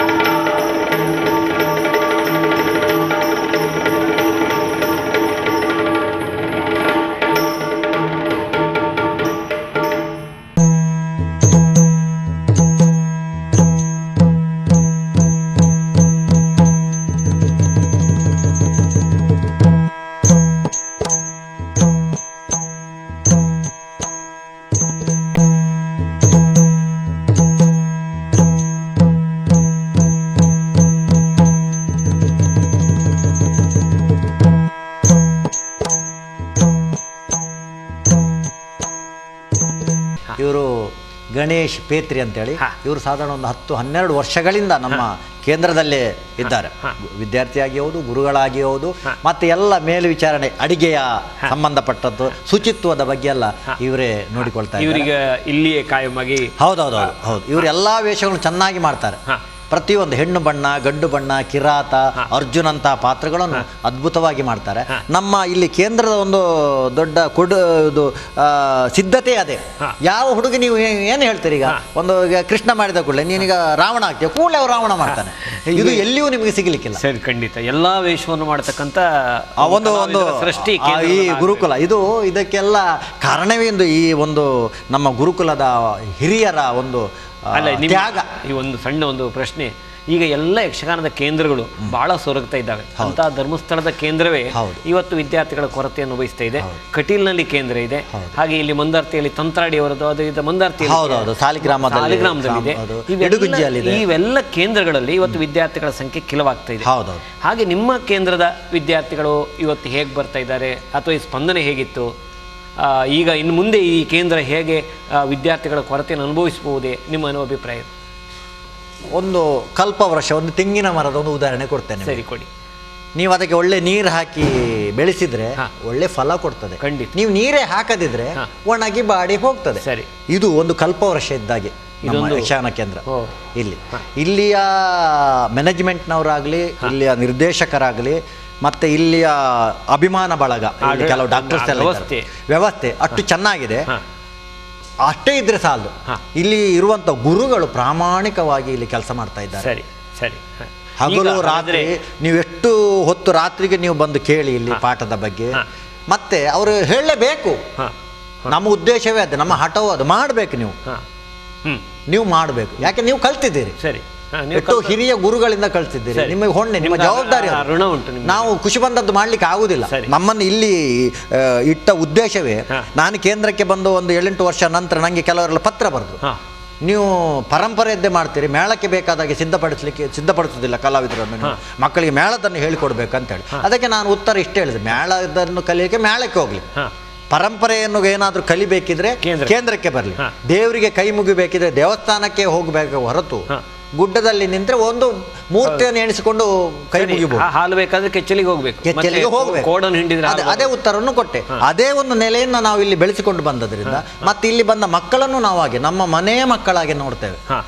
ಎಲ್ಲಿಂದೋ ಬಂದಿದ್ದಾರೆ, ಅವ್ರು ಊಟ ಮಾಡಲಿ, ಅವ್ರು ಏನು ಬೇಕಾದ್ರೂ ಮಾಡಲಿ, ಅದಿಲ್ಲ. ಮಕ್ಕಳದು ಊಟದ್ದು ಸರಿಯಾಗಿ ಉಂಟಾ, ಆಮೇಲೆ ಇಲ್ಲಿ ಗುರುಗಳು ಊಟ. ಸರಿ, ನೀವು ಯಾವ ಹೊತ್ತಿಗೂ ಬನ್ನಿ, 8 ಗಂಟೆಗೆ ಬನ್ನಿ, ಅಡಿಗೆ ಮನೆಗೆ. ಸಣ್ಣ ಒಂದು ಪ್ರಶ್ನೆ ಹೇಳಿ ಸರ್. ಇಷ್ಟು ಜನ ನೀವು ಒಂದು 60 ಜನರವರೆಗೆ ಈ ಕಲಾ ಕೇಂದ್ರದಲ್ಲಿ ಇದ್ದೀರಿ ಅಂತ ನೀವು ಹೇಳಿದ್ರಿ. ಕೇಳ್ಬೋದೋ ಬಿಡೋದೋ ನನಗೆ ಗೊತ್ತಿಲ್ಲ. ಇಷ್ಟಕ್ಕೆಲ್ಲ ಆರ್ಥಿಕವಾದ ವಿಚಾರಗಳನ್ನು ನೀವು ಹೇಗೆ ವ್ಯವಸ್ಥೆ ಮಾಡ್ಕೊಳ್ತೀರಿ, ಅಥವಾ ಇದಕ್ಕೆ ಸಂಪನ್ಮೂಲಗಳು ಹೇಗೆ ಬರುತ್ತೆ? ಇದಕ್ಕೆ ಸಂಪನ್ಮೂಲ ವ್ಯಕ್ತಿ ಅಂತೇಳಿ ಒಬ್ರು ಇದ್ದಾರೆ ನಮಗೆ ಹಿಂದ್ಗಡೆಯಿಂದ, ಹರಂಜ ಕೃಷ್ಣ ಭಟ್ರು ಅಂತ. ನಾವು ಇಷ್ಟು ಒಂದು ಬಿರುಸಿನಿಂದ ಹೋಗ್ಲಿಕ್ಕೆ ಕಾರಣವೇ ಅವ್ರು ಯಾವಾಗಲೂ ಬಂದು ನಾವು ಇಷ್ಟು ಕೆಲಸ ಮಾಡಿದ್ರೆ ನಮಗೆ ಬೈಲಿಕ್ಕೆ ಉಂಟು. ಅವ್ರು ಬಂದು ಏನು ನೀವು ಕೂತ್ಕೊಂಡಿದ್ದೀರಿ ಅಂತ ಅಂದ್ರೆ ಗ್ರಾಚಾರಕ್ಕೆ ಅವರು ಬರೋ ಹೊತ್ತಿಗೆ ಸ್ವಲ್ಪ ನಾವು ಕೂತ್ಕೊಂಡಿರ್ತೇವೆ, ಅದನ್ನೇ ಹಿಡಿದು ಬೈತಾರೆ. ಆದ್ರೆ ಅವ್ರಿಗೆ ಗೊತ್ತಿದೆ, ಮತ್ತೆ ನೆಗಡಿಕೊಂಡು ಹೋಗ್ತಾರೆ. ಒಂದು ಕೈಯಲ್ಲಿ ಕೋಲು, ಒಂದು ಕೈಯಲ್ಲಿ. ಹೌದು. ಅವರೇ ನಮಗೆ ಇದಕ್ಕೆಲ್ಲ ಮೂಲ ಮತ್ತೆ ನಮ್ಮ ಮ್ಯಾನೇಜ್ಮೆಂಟ್, ನಮ್ಮ ಮಣಿಪಾಲದವರು, ಅಕಾಡೆಮಿಯವರು, ಮತ್ತೆ ಶಾಂತರಾಮರಾಗಲಿ, ಈಗ KK ಪೈಗಳ ನಂತರ ಮೋಹನ್ದಾಸ್ ಪೈಗಳಾಗಿದ್ದಾರೆ ಅವರಾಗಲಿ, ಮತ್ತೆ ಅಮ್ಮುಲ್ ಪಾಡಿಯ ಬಳ್ಳಾಳ್ರು, ಹಳೆಯ ಬಳ್ಳಾಳ್ರು ಹೌದು, ಈಗಿನ ಇವರು ಹೌದು, ಅವರೆಲ್ಲ ನಮ್ಮ ಕಮಿಟಿಯಲ್ಲಿದ್ದಾರೆ. PNL ರಾಯರು, ಭಾಸ್ಕರಾನಂದ್ ಡಾಕ್ಟ್ರು, ಹೀಗೆ ಹೇಳಲಿಕ್ಕೆ ಹೋದ್ರೆ ತುಂಬಾ ಜನ ಇದರ ಹಿಂದೆ ಇದ್ದಾರೆ. ಇರ್ಲಿಕ್ಕೆ ಕಾರಣವೇ ಇಲ್ಲಿ ಒಳ್ಳೆ ಕೆಲಸ ಮಾಡ್ತಾ ಇದ್ದಾರೆ ಅಂತ ಹೇಳಿ. ನಾವು ಕೆಲಸ ಮಾಡ್ತಿದ್ರೆ ಅವರು ಏನು ಮಾಡ್ಲಿಕ್ಕೆ ಆಗ್ತದೆ. ಇಲ್ಲಿ ಮುಖ್ಯ ನಾನು ಹೇಳೋದೇ, ಇಲ್ಲಿಯ ಗುರುಗಳು ಒಗ್ಗಟ್ಟಿನಿಂದ ಒಳ್ಳೆ ರೀತಿಯಲ್ಲಿ ನಾವು ಕೆಲಸ ಮಾಡ್ತಾ ಇರೋದ್ರಿಂದ, ಮಕ್ಕಳಿಗೆ ಮನನೋಯದಿದ್ದ ಹಾಗೆ ನಾವು ಇಲ್ಲಿ ಕೆಲಸ ಮಾಡುವುದರಿಂದ, ನಾವು ಮಾಡುವ ಮೊದಲೇ ಅವರನ್ನೆಲ್ಲ ಮಾಡಿ ಮುಗಿಸುವುದರಿಂದ, ಆಮೇಲೆ ನಮ್ಮ ಕೆಲಸವನ್ನು ನಾವು ಮಾಡುವುದರಿಂದ ಇಲ್ಲಿ ಮಕ್ಕಳು ಬರ್ತಾರೆ. ಹಾಗಾದ್ರೆ ಒಂದು ಯಕ್ಷಗಾನದ ಈ ಒಂದು ತರಬೇತಿ ಕೇಂದ್ರಗಳು ಹೌದು. ಸೊರಗಲಿಕ್ಕೆ ಕಾರಣ ಹೌದು. ಅಲ್ಲಿ ಬೇರೆ ಬೇರೆ ಹಲವು ಬೇರೆ ಕಾರಣ, ತುಂಬಾ ಕಾರಣ. ವಿದ್ಯಾರ್ಥಿಗಳ ಮಾತ್ರ ಕಾರಣ ಅಲ್ಲ. ವಿದ್ಯಾರ್ಥಿಗಳ ಕಾರಣವೇ ಅಲ್ಲ. ವಿದ್ಯಾರ್ಥಿಗಳನ್ನು ಚೆನ್ನಾಗಿ ನೀವು ನೋಡಿಕೊಂಡ್ರೆ ಬಂದೇ ಬರ್ತಾರೆ. ಅವರಿಗೆ ಅಲ್ಲಿ ಗುರುಗಳು ಕಾರಣರಾಗಿರ್ತಾರೆ, ಪರಿಸರ ಕಾರಣ ಆಗಿರ್ತದೆ, ಅಲ್ಲಿ ವ್ಯವಸ್ಥೆ ಕಾರಣ ಆಗಿರ್ತದೆ. ಮತ್ತೆ ಗುರುವಿನಿಂದ ಏನೋ ಬಯಸಿ ವಿದ್ಯಾರ್ಥಿ ಬರ್ತಾನೆ, ಅದು ಆ ಗುರು ಹತ್ರ ಇಲ್ಲದಿದ್ರೆ ಅವ ಮತ್ತೆ ಒಂದು 2 ತಿಂಗಳು ಇರ್ತಾನೆ, ಎದ್ಕೊಂಡು ಹೋಗ್ತಾನೆ. ಮತ್ತೆ ಆ ವಿದ್ಯಾರ್ಥಿಯನ್ನು ಪ್ರೀತಿಯಿಂದ ನೋಡ್ಬೇಕಾಗ್ತದೆ. ಹೊಸ ಬೇರೆ ಬೇರೆ ವಿಷಯಗಳನ್ನು ನಾವು ಆ ವಿದ್ಯಾರ್ಥಿ ಕೊಡ್ಬೇಕಾಗ್ತದೆ. ನಾವೊಂದು 1-2 ತಿಂಗಳು ಕೂಡ ಅವನಿಗೆ ತಿತ್ತಾಯಿ ತದ್ದಿಮಿ ದಿಮಿ ಅಂತೇಳಿ ನಾವು ಕುಣಿತಾ ಇದ್ರೆ ಅವನಿಗೆ ಬೋರ್ ಇಡ್ತದೆ. ಯಕ್ಷಗಾನ ಅಂದ್ರೆ ಇದೆ ಬದ್ದೆ, ಅದ್ರ ಬಗ್ಗೆ ಗದ್ದೆಯಲ್ಲಿ ಕುಣಿಬಹುದು ಅಂತೇಳಿ ಬರ್ತಾರೆ. ಇಲ್ಲಿ ಹಾಗಲ್ಲ, ಬೇರೆ ಬೇರೆ ವಿಷಯಗಳ ಬಗ್ಗೆ ನಾವು ಹೇಳ್ತಾ ಇರ್ತೇವೆ.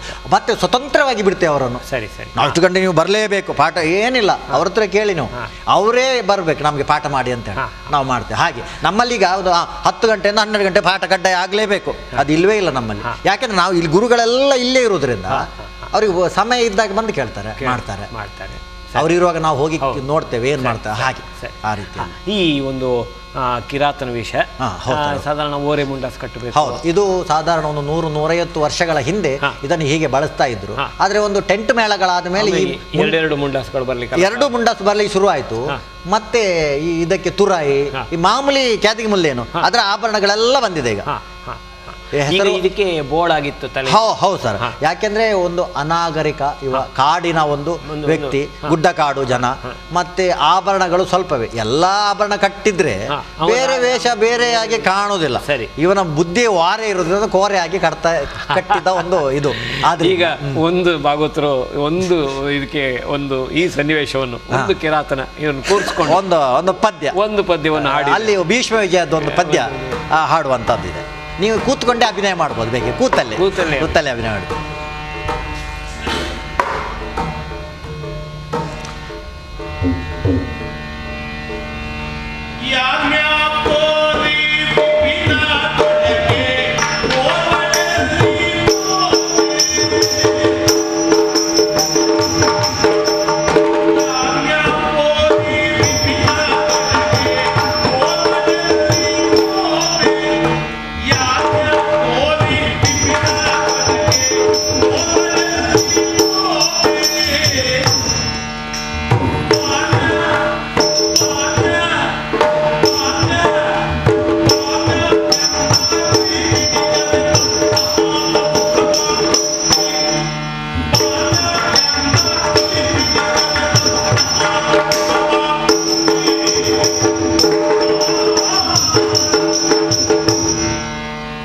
ಇದು ವೈವಿಧ್ಯಮಯ ಬಾರಿ ಸುಂದರವಾಗಿ ಭೀಷ್ಮ ವಿಜಯದಲ್ಲಿ ಬಹಳ ಸುಂದರವಾಗಿ ಮೂಡಿ ಬಂತು. ಭೀಷ್ಮ ವಿಜಯದಲ್ಲಿ ಇವರ ಅಭಿನಯ ಹಾಗೆ ಚೆನ್ನಾಗಿ ಮೂಡಿ. ಈಗ ಈ ರೀತಿ ಮುಂಡಾಸು ಕಟ್ಟಲಿಕ್ಕೆ ಮುಂದೆ ಹಿಂದೆ 2 ಮುಂಡಾಸು ಒಂದೇ ತಲೆಗೆ, ಅದು ಈ ಜೋಡಾಟದ ಪ್ರಭಾವದಿಂದ 2 ಕಟ್ಟಿದೆ. ಅದು ಏನಾಗ್ತದೆ ಅಂದ್ರೆ ಕುದುರೆಯ ಕಣ್ಣಿಗೆ ಇದು ಕಟ್ಟಿದಾಗ ಪಟ್ಟಿಗಾಟಿ ಇಷ್ಟೇ ಕಾಣುದು. ಅದು ಜೋಡಾಟದ ಒಂದು ವಿಶೇಷತೆಗೆ 2 ಕಟ್ಟಿಕೊಂಡು ಬರ್ತಾ ಇದ್ರು. ಮತ್ತೆ ಅದು ಹೆಚ್ಚಾಗಿ ಭದ್ರವಾಗಿ ನಿಲ್ಲುವುದಿಲ್ಲ. 2 ಬದಿಯಲ್ಲಿ ಕಟ್ಟಿದ್ರೆ ಒಂದು ಚಂದ ಸುಂದರವಾಗಿ ಕಾಣ್ತದೆ ಒಂದೇ ತಲೆ. ಹೌದು, ಕಿರಾತ ವೇಷ ಅಂದ್ರೆ ಇಷ್ಟೇ, ಒಂದನ್ನೇ ಕಟ್ಟಿಕೊಂಡು ಮಾಡುವಂಥದ್ದು. ಇದಕ್ಕೆ ಬೇರೆ ಯಾವ ಆಭರಣವನ್ನು ಹಾಕುವುದಿಲ್ಲ. ಮತ್ತೆ ಇದು ಕಟ್ಟುವುದು ಬಹಳ ಕಟ್ಟವು. ಇಲ್ಲಿ ಮುಂದೆ ಇದು ಯಾವುದೂ ಇಲ್ಲ, ಬಲೆ ಬಟ್ಟೆ ಆಧಾರದಲ್ಲಿ ಇದು ನಿಲ್ತದೆ. ಮೈಗೆ ಸೊಪ್ಪು ಕಟ್ಟಿಕೊಳ್ತಾರೆ, ಇಲ್ಲಿ ಎದೆಗೆ ಕಟ್ಟುವಂಥದ್ದು ಏನಿಲ್ಲ. ಹೀಗೆ ಎಲ್ಲದನ್ನು ಕಟ್ಟಿಕೊಳ್ತಾರೆ. ಭುಜಕೀರ್ತಿ ಇಲ್ಲ, ವೀರಕಸೆ ಇದೆ. ಹಿಂಬದಿಗೆ ಒಂದು ಅಳಿಲ ಬಾಲವನ್ನು ಕಟ್ಟುವ ಕ್ರಮ ಇದೆ ಇಲ್ಲಿ. ಅಲ್ಲಿ ನೋಡಿ, ಮುಡಿ ಖ್ಯಾತಿ, ಕಾಡಿನವ ಅಂತೇಳಿ ಒಂದು ಸಾಂಕೇತಿಕ. ಅದು ಕಾಡಿನಲ್ಲಿ ಅಳಿಲಿನ, ಹೌದೌದು, ಕೆಂಚಳಿಲು ಅಂತೇಳಿ, ಹೌದೌದು, ಅದರದ್ದು ಒಂದು ಇದನ್ನು ಕಟ್ತೇವೆ. ಈ ರೀತಿ ಇದು ಕಿರಾತನ ವೇಷ, ಸಂಪ್ರದಾಯಬದ್ಧ ಹೌದು. ಮತ್ತೆಲ್ಲ ಆಭರಣಗಳು ಸಾಮಾನ್ಯ ಗೆಜ್ಜೆ, ಕಾಲ್ಕಡಗ, ಈ ಬಟ್ಟೆಗಳು ಹೀಗೆ ಇರ್ತದೆ. ಕೈಯಲ್ಲಿ ಒಂದು ರುಮಾಲ್ ಇರ್ತದೆ ಅವನು ಹೀಗೆ ಕೈಯಲ್ಲಿ. ಆಗ ಹೌದೌದು, ಹಾಗೆ ತೋರಿಸಿದ್ದು.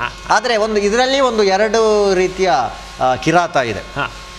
ಇದು ಇಂದ್ರಕೀಲಕದಲ್ಲಿ ಈಶ್ವರ ಕಿರಾತ ಆಗಿ ಬರುವುದಿದ್ರೆ ಅದು ಸ್ವಲ್ಪ ವ್ಯತ್ಯಾಸ, ಮುಖವರ್ಣಿಕೆಯಲ್ಲಿ ಸ್ವಲ್ಪ ವ್ಯತ್ಯಾಸ ಇದೆ. ಮತ್ತೆ ಇಲ್ಲಿ ಒಂದು ಹೆಚ್ಚಿಗೆ ಒಂದು ಅಡ್ಡ ಈ ಪಟ್ಟಿ ಬರ್ತದೆ. ಕಿರಾತಾರ್ಜುನನ ಆ ಈಶ್ವರನ ಸಾಂಕೇತಿಕವಾಗಿ ಒಂದು ಇಲ್ಲಿ ಒಂದು ಇದಕ್ಕೆ ಒಂದು ಬಟ್ಟೆಗೆ ಇದು ಹಾಕಿ ಇಲ್ಲೊಂದು ಹೀಗೆ ಕಟ್ತಾನೆ. ಆ ಜಡೆಯ ಗಂಗೆ ಇಳಿಯುವಂತ ಒಂದು ಸಾಂಕೇತಿಕವಾದ ಈಶ್ವರ ಕಿರಾತನಾಗಿ. ಮತ್ತೆ ಸಾಮಾನ್ಯ ಕಿರಾತವನ್ನು ಹೀಗೆ ಮಾಡ್ತಾರೆ. ಹಾಗೆ ಇದರಲ್ಲಿ ಒಂದು 2 ರೀತಿಯ ಬೇರೆ ರೀತಿಯಲ್ಲಿ ನಾಟ್ಯಗಳಲ್ಲಿಯೂ ಹಾಗೆ ಬೇರೆ ಬೇರೆ ಭಿನ್ನ ರೀತಿಯ ನಾಟ್ಯಗಳು ಬರ್ತದೆ.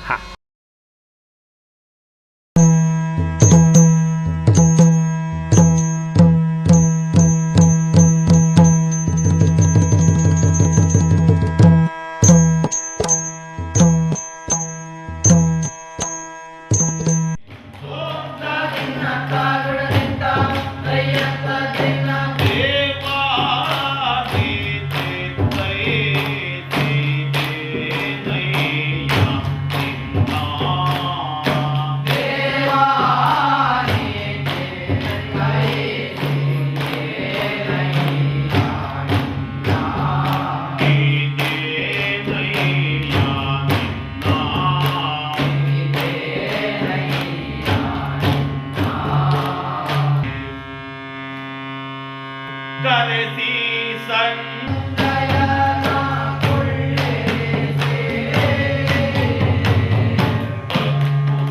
ಗಿಡ ಗಿಡ ಗಿಡ ಮದಿ ಕಾಂತಾತೆಯ ಮದಿ ಗಿಡ ಗಿಡ ಗಿಡ ಗಿಡ ಮದಿ ಕಾಂತಾತೆಯ ಮದಿ ಗಿಡ ಕರೆಸಿ ಸಂಜಯನ ಕೊಳ್ಳಿರಿಸಿ ಧಮ್ಮಜ ಕೀರ್ತ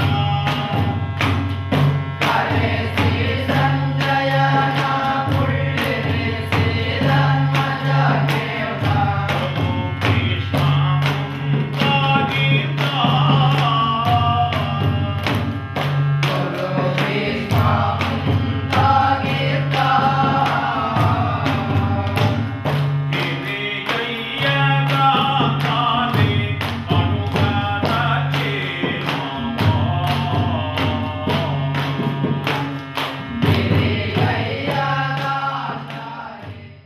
ಒಂದು ಸಮಯ ನಮ್ಮದು ಭಾಳ ಇಕ್ಕಟ್ಟಿದೆ, ಆದರೂ ಸಹಿತ ಒಂದು ವೀರರಸಕ್ಕೆ ಸಂಬಂಧಿಸಿದೆ. ಯಾಕಂದರೆ ಚಂಡಿಯವರಿಗೂ ಈ ಸಂದರ್ಭದಲ್ಲಿ ಕೆಲಸ ಆಗಬೇಕು. ಒಂದು ಪದ್ಯ ಹಾಡಿಬಿಟ್ಟು ಮತ್ತು ನಾವು ಮೊದಲೇವರನ್ನು ಸ್ವಲ್ಪ ನಮ್ಮ ವೀಕ್ಷಕರಿಗೆ ಪರಿಚಯಿಸಲಿಕ್ಕಿದ್ದೇವೆ. ಆಗಸುತ್ತನ್ವನ್ನು ಬೇಕದೆ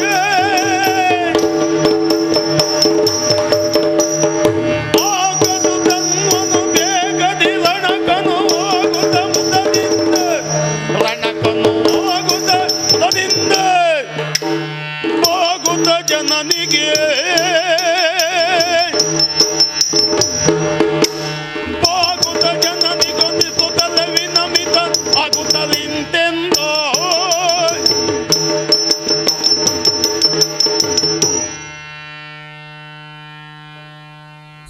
ನಮ್ಮ ವಿ4 ಮೀಡಿಯಾದ ತಂಡದವರು ಬಂದು ಇಲ್ಲಿರುವಂಥ ಎಲ್ಲ ವ್ಯವಸ್ಥೆಯನ್ನು ನೋಡಿ ನಾವು ತುಂಬ ಸಂತೋಷಪಟ್ಟಿದ್ದೇವೆ. ತಮ್ಮ ಎಲ್ಲ ಅಂತರಾತ್ಮದ ಅಭಿಪ್ರಾಯಗಳು ನಮ್ಮೊಟ್ಟಿಗೆ ಹಂಚಿಕೊಂಡಿದ್ದೀರಿ. ನಮ್ಮ ಪ್ರೇಕ್ಷಕರ ಜೊತೆಗೆ ನೀವು ಭಾಳ ಮನಬಿಚ್ಚಿ ಮಾತಾಡಿದ್ದೀರಿ. ನಮ್ಮ ವಿ4 ಮೀಡಿಯಾದ ತಂಡದವರ ಪರವಾಗಿ ಮತ್ತೆಲ್ಲ ವೀಕ್ಷಕ ಬಂಧುಗಳ ಪರವಾಗಿ ತಮಗೆ ನಾವು ಅತ್ಯಂತ ಪ್ರೀತಿಪೂರ್ವಕವಾದ ನಮನವನ್ನು ಸಲ್ಲಿಸ್ತಿದ್ದೇವೆ. ನಮಸ್ಕಾರ. ಉಡುಪಿ ಯಕ್ಷಗಾನ ಕೇಂದ್ರಕ್ಕೆ ವಿ4 ಮೀಡಿಯಾದ ತಂಡದವರು ಆಗಮಿಸಿ ಅಲ್ಲಿರುವ ಎಲ್ಲ ಅಂಶಗಳನ್ನು ನಾವು ಚಿತ್ರೀಕರಿಸಿಕೊಂಡಿದ್ದೇವೆ. ಸುಮಾರು 1.5 ಗಂಟೆಗಳ ಕಾಲ ನಾವು ಇಲ್ಲಿಯ ಗುರುಗಳಾಗಿರತಕ್ಕಂಥ ಬನ್ನಂಜೆ ಸಂಜೀವ್ ಸುವರ್ಣರ ಜೊತೆಗೆ ನಾವು ಚರ್ಚೆ ನಡೆಸಿದ್ದೇವೆ.